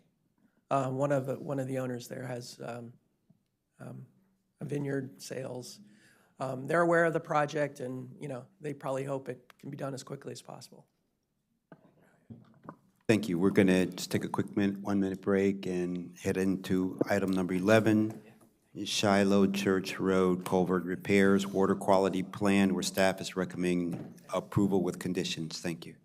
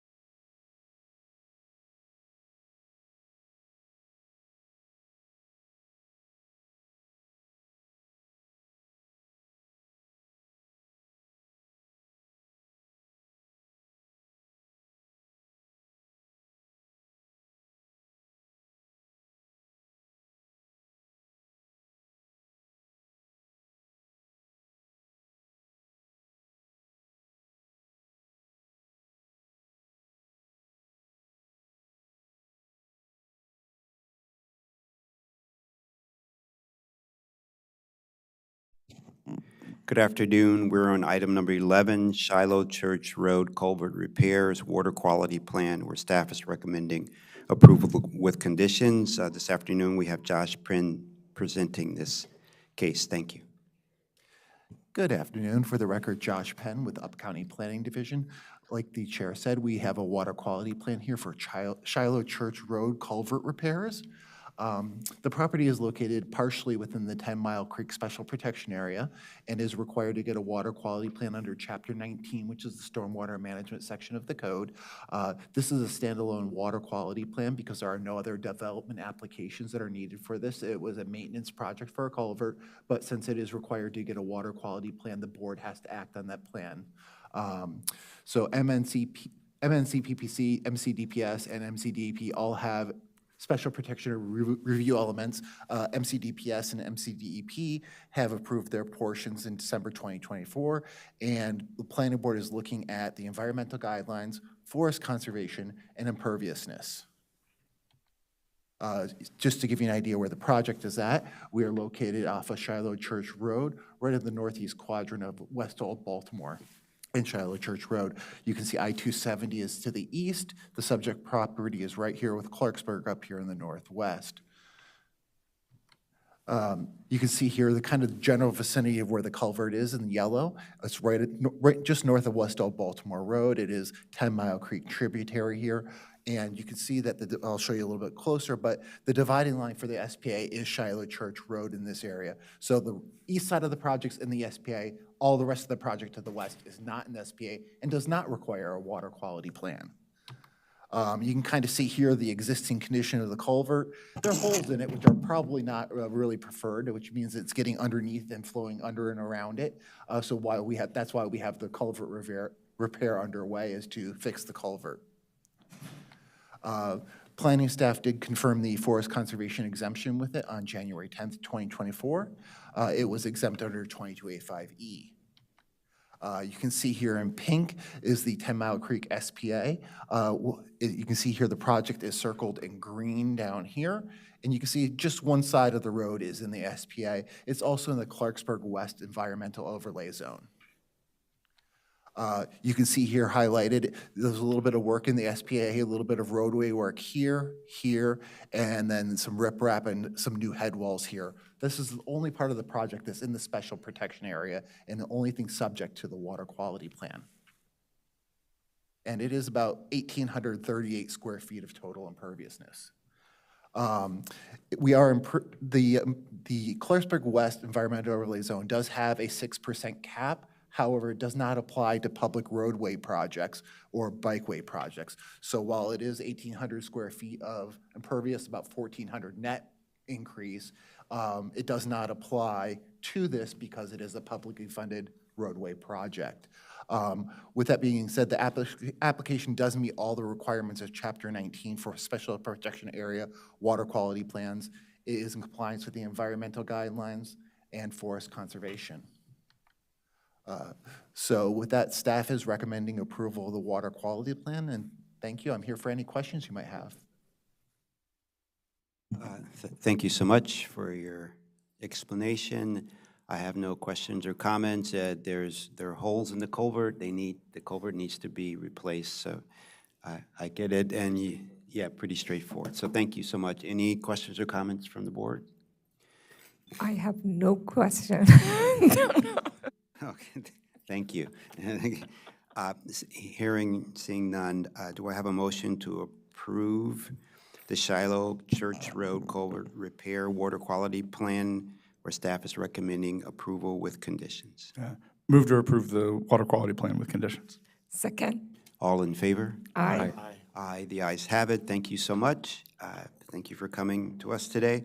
So the next item is item number 12, the water and sewer category change request, March 2025 County Council review, where staff is recommending transmittal comments to the County Council. So we're going to just, as soon as, yes, we'll take 2 minutes and we'll start this item. Thank you.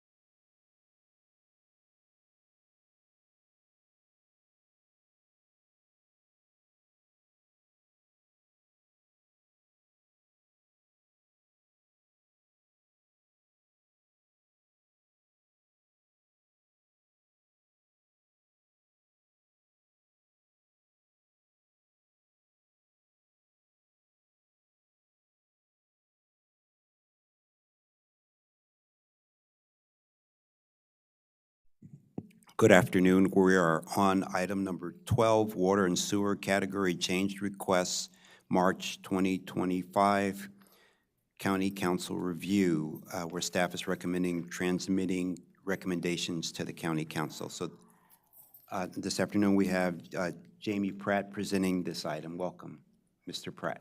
Thank you. Good afternoon. I'm Jamie Pratt, and joining me, even as we speak, are Patrick Butler and Don Ziegler. And in front of you is from DEP, Alan Sukup and Tim Williamson, again, to answer the hard questions.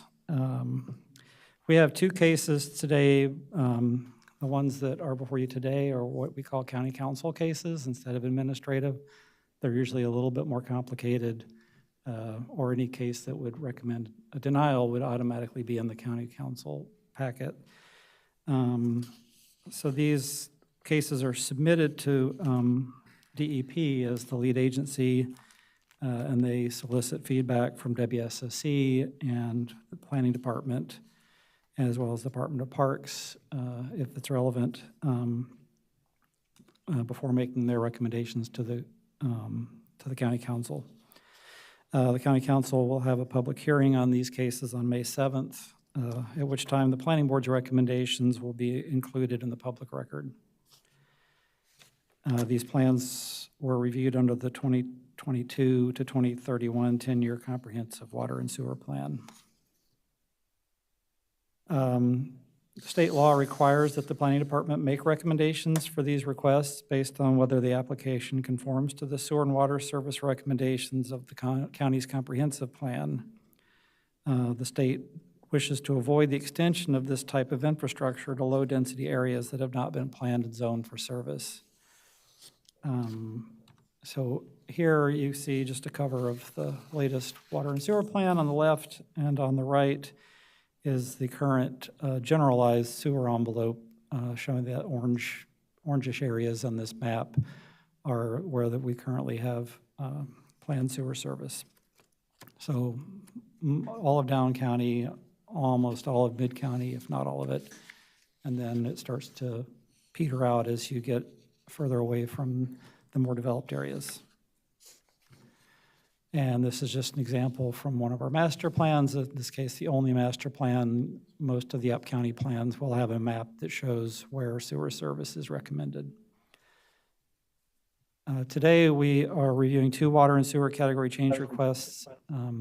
They're both sewer changes in this case. We're going to recommend approval in one case because it aligns with the recommendations in the area master plan, and denial in the other because it does not.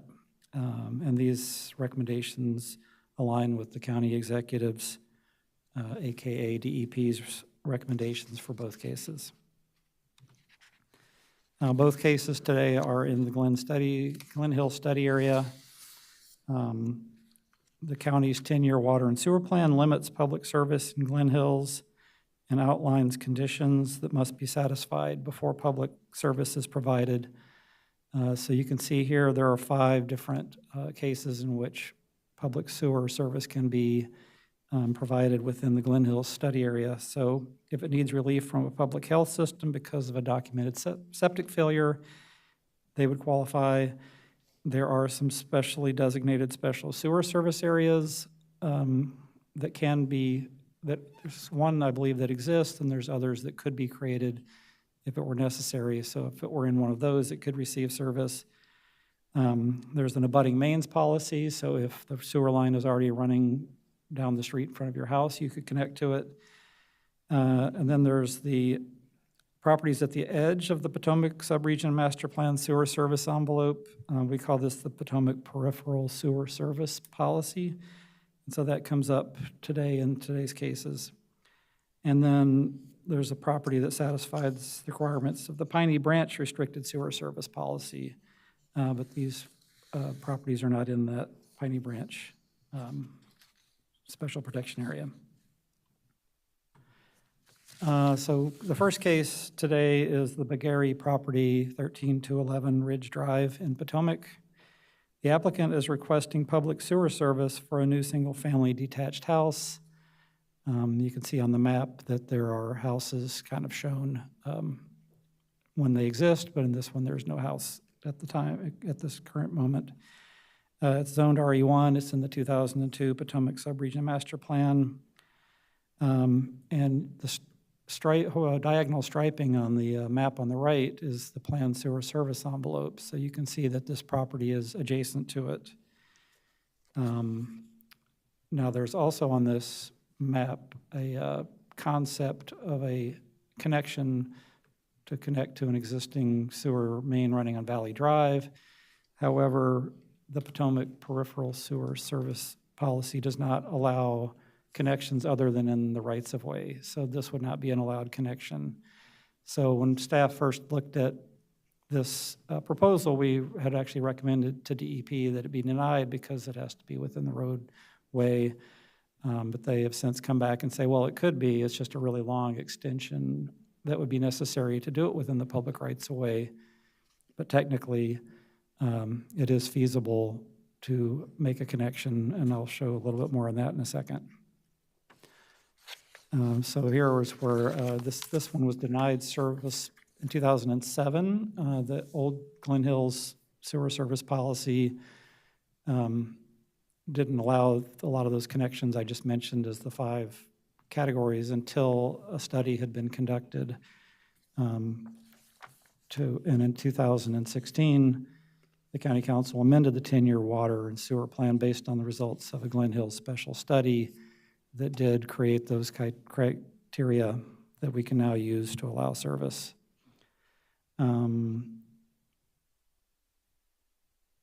So DEP suggests that a connection within public rights-of-way is possible, even though it would be a lengthy connection of around 1,300 to 1,600 feet, depending on where they connect.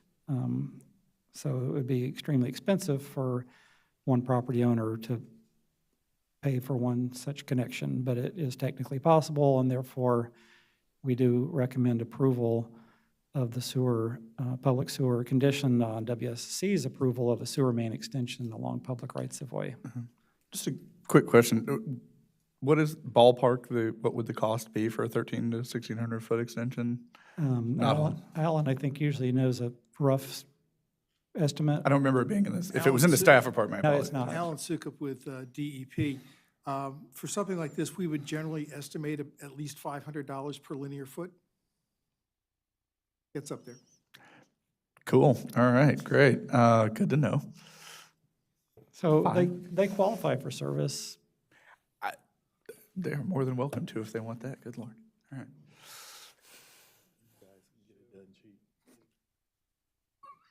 Do you want to say something?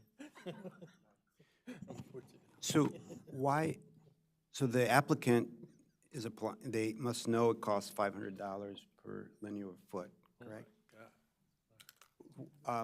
So you, I guess you would issue permit just based on whether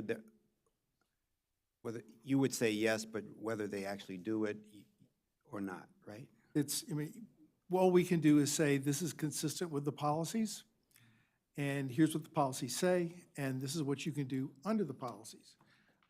We don't attempt to value what the cost would be because that's out of our hands.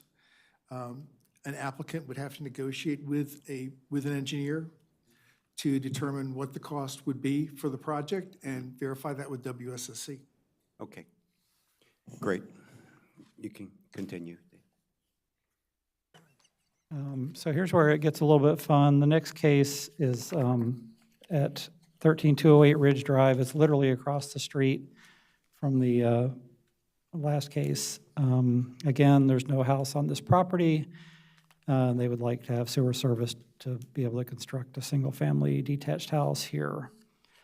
But you can see here that the public sewer envelope does not abut this property nor confront it. And so therefore, none of the 5 criteria in the Glen Hill study area can be met. There's no abutting main. It's not in a special sewer service area. It's not adjacent to the existing planned sewer envelope, et cetera. And so, and this just outlines how it doesn't meet any of the 5 criteria. There is one more exhibit there I have here from DEP that shows that 1,600-foot line that would connect these people if they could somehow meet some of those 5 criteria, which it currently can't. This would be essentially the same line that would serve the place across the street. But that line doesn't exist today, and therefore there's no policy that would currently allow sewer service here. However, if the property across the street did build this 1,600-foot line, then these people would qualify under abutting mains as well as the other intervening properties. But at the current moment, because there is no abutting main, they can't get sewer service. Now, I don't know if there's some precedent where they figure out how to divvy up the cost among neighbors as long as the first person goes first and then the other ones get there. Unfortunately, the way the system works right now, it is the first person in who pays the cost. Certainly, private property owners can come together to split up the cost for a new main extension. For example, in this case, if you look at the down near where this extension would come into Circle Drive, there are 2 properties that have been approved for service, but are not yet connected. One is the one right at the corner. It's a fairly large property, but it's approved for 1 connection. And then the one to the north of that big area in red has had with the pond on it, has had a failing septic system for years that we've not been able to address in a manner other than having them pump out on a regular basis. This would open up sewer service to that property, which would be a very good idea. So do you know why the first one that we said is very expensive wants to connect to public sewer? What is the desire? Well, the property that sort of forms that V, they have requested a category change, and it was approved. They have not moved forward with development of the lot, as far as I know. But they were approved under the abutting mains policy because of the manhole right at the corner of the property line there. Yeah. Yeah, and I'm talking about the first one we talked today. Oh. That you said that, yeah, the very first one today. Yes. That you said is very expensive.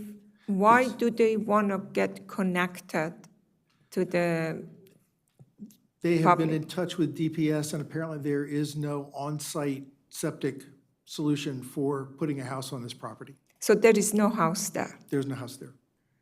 And even though that they cannot find any suitable site, they don't qualify. You said that they can qualify, but it's expensive. Right.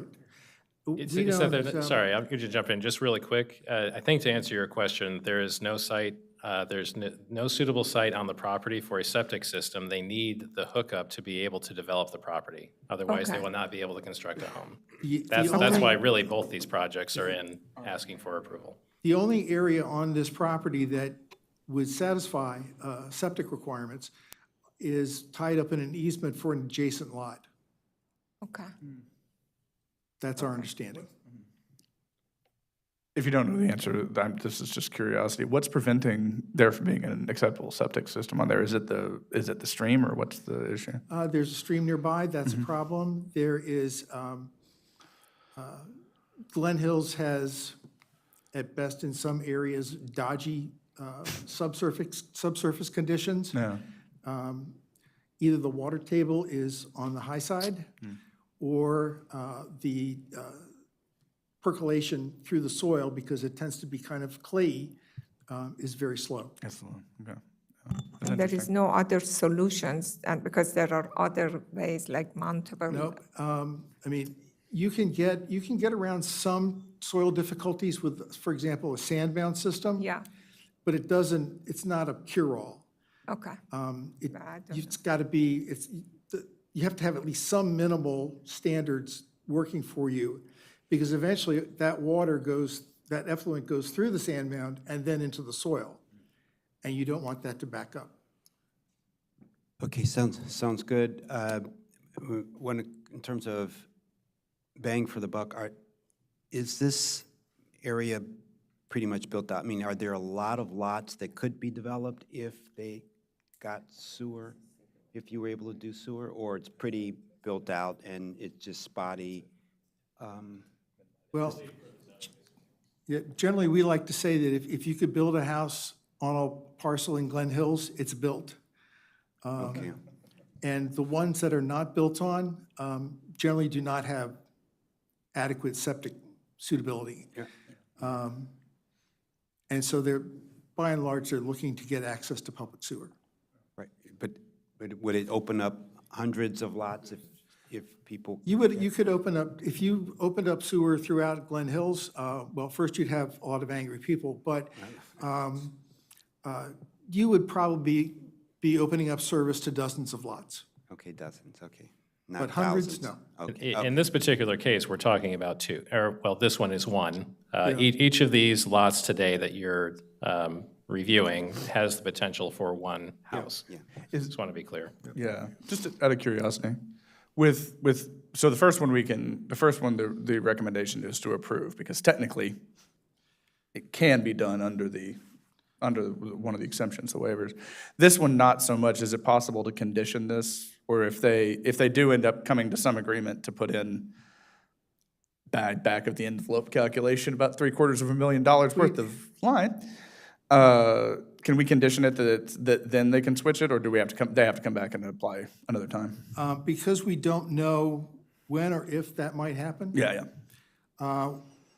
Our position is to prefer to deny it. Okay. Let them come back in once WSSC has approved an alignment that is feasible, then we can look at it again. Okay.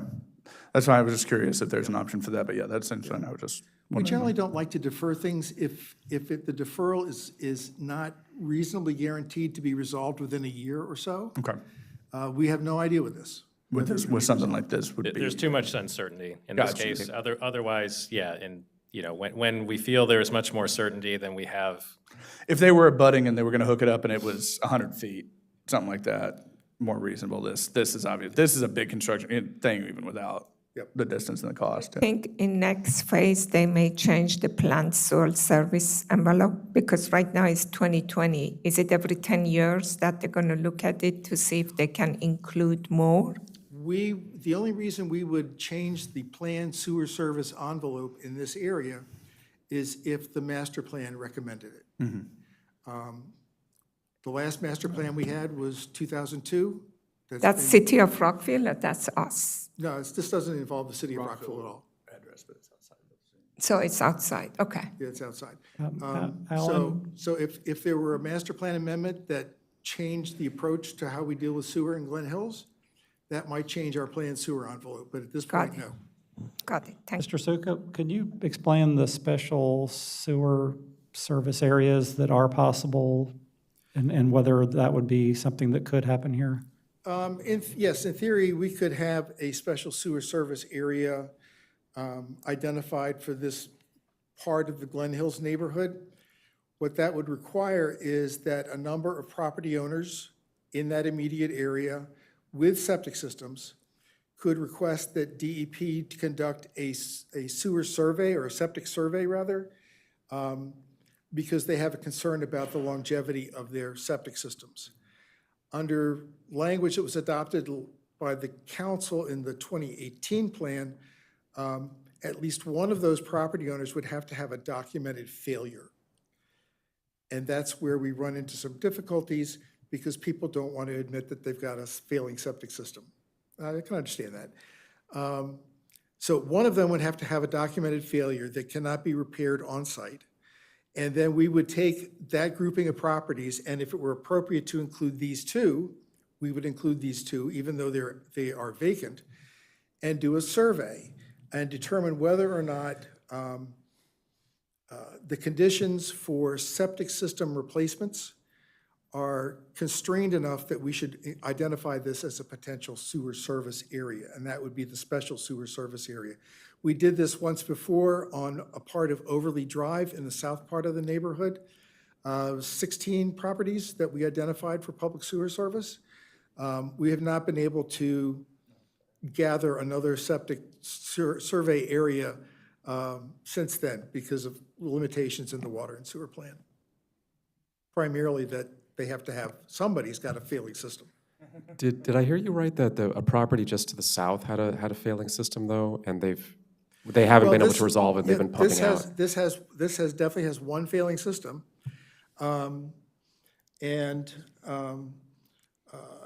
It's been in category S3 for probably 15 years now, something on that order.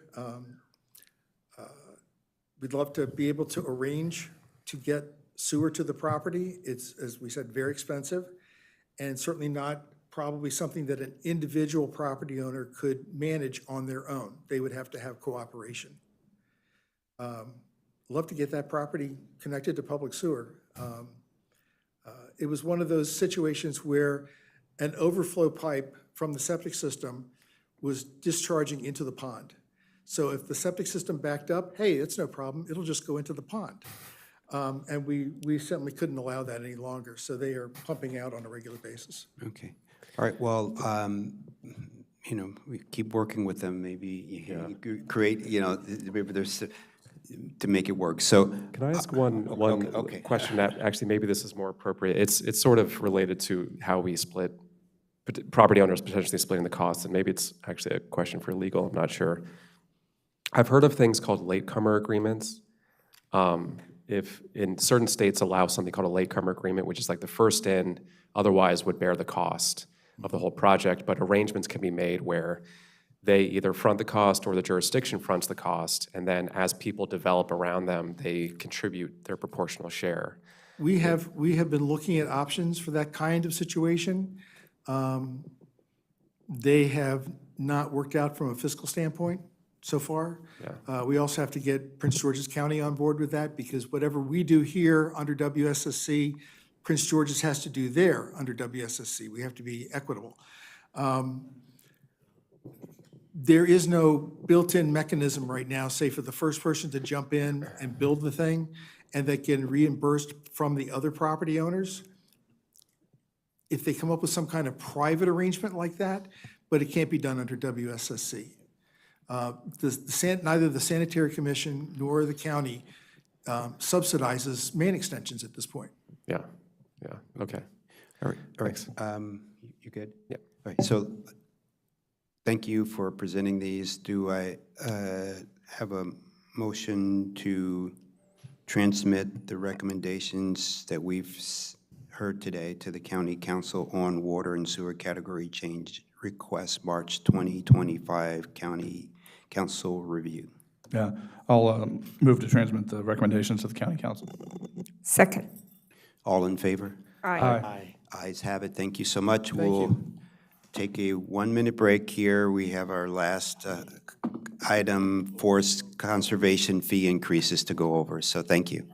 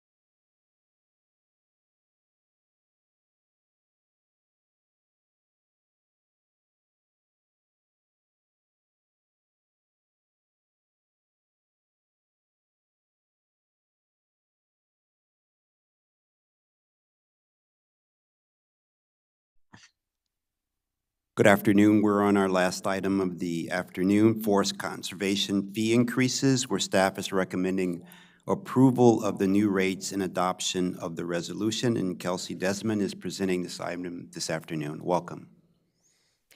Thank you, Chair. Good afternoon, and for the record, this is Kelsey Desmond. I'm a Forest Conservation Planner 3, and I'm here to present on increasing our forest conservation fees, our in lieu fee, and administrative civil penalty rate. County Council Resolution 151271 requires the Planning Board to adjust the forest conservation fee in lieu and maximum administrative civil penalty rates based on the Consumer Price Index from the past 2 years. We use the Washington, Arlington, Alexandria Regional CPI. This increase must be made by May 1st of each odd-numbered year and becomes applicable on July 1st. So we have our updates listed here. Between January 2025 and January 2023, there was a 6.36% increase on the index. Therefore, staff recommends increasing the fee in lieu rate to $1.55 per square foot and the maximum administrative civil penalty fee to $13.85 per square foot. These fee increases must also be made in 5-cent increments. Is that it? Yeah, that's it. Okay. Please let me know if you have questions. So do any of the board members have any questions, comments? Yeah. So one quick question, because you don't want to end just like that. But the administrative civil penalty, when does that kick in? When you, yeah, just when does that, when you're in violation of a forest conservation? Yes, Christina Sorrento for the record. It comes into play when the planning board finds somebody in violation. There must be a civil administrative penalty assessed. Great. The minimum is 30 cents a square foot, and then we, periodically every 2 years increase the maximum. So now it would increase to $13.85 a square foot. This is the max. This is that the is max. allowed under. Okay, all right, that's all right. Okay, great. Thank you. Thank you. So do I have any other questions or comments? I hear. I just, if we don't want to end right on that, I could ask which CPI we're using. There's a variety of inflation measures. I'm just curious. He's trying to filibuster. No, I really am. No, you don't have to answer that question. Okay. Does it take out, this is the one that takes out food or not the one that takes out food? CPIU? Yeah, CPIU. Okay. Yes, that's correct. Okay. All right, well, great. So hearing no other questions or comments, do I have a motion to approve the updated or new rates and adoption of the resolution? Yeah. Move that we approve the new rates and adopt the resolution. Second. All in favor? Aye. Aye, the ayes have it, 5-0. But before we end, there's one last item. I heard that our vice chair had a birthday recently. Mitra Pedawim, so before we end the day, we wanted to wish you a happy, happy birthday. Thank you. Yeah. On that happy note, this ends our board meeting for May 1st. Thank you. We'll see you next week. Bye now. Thank you.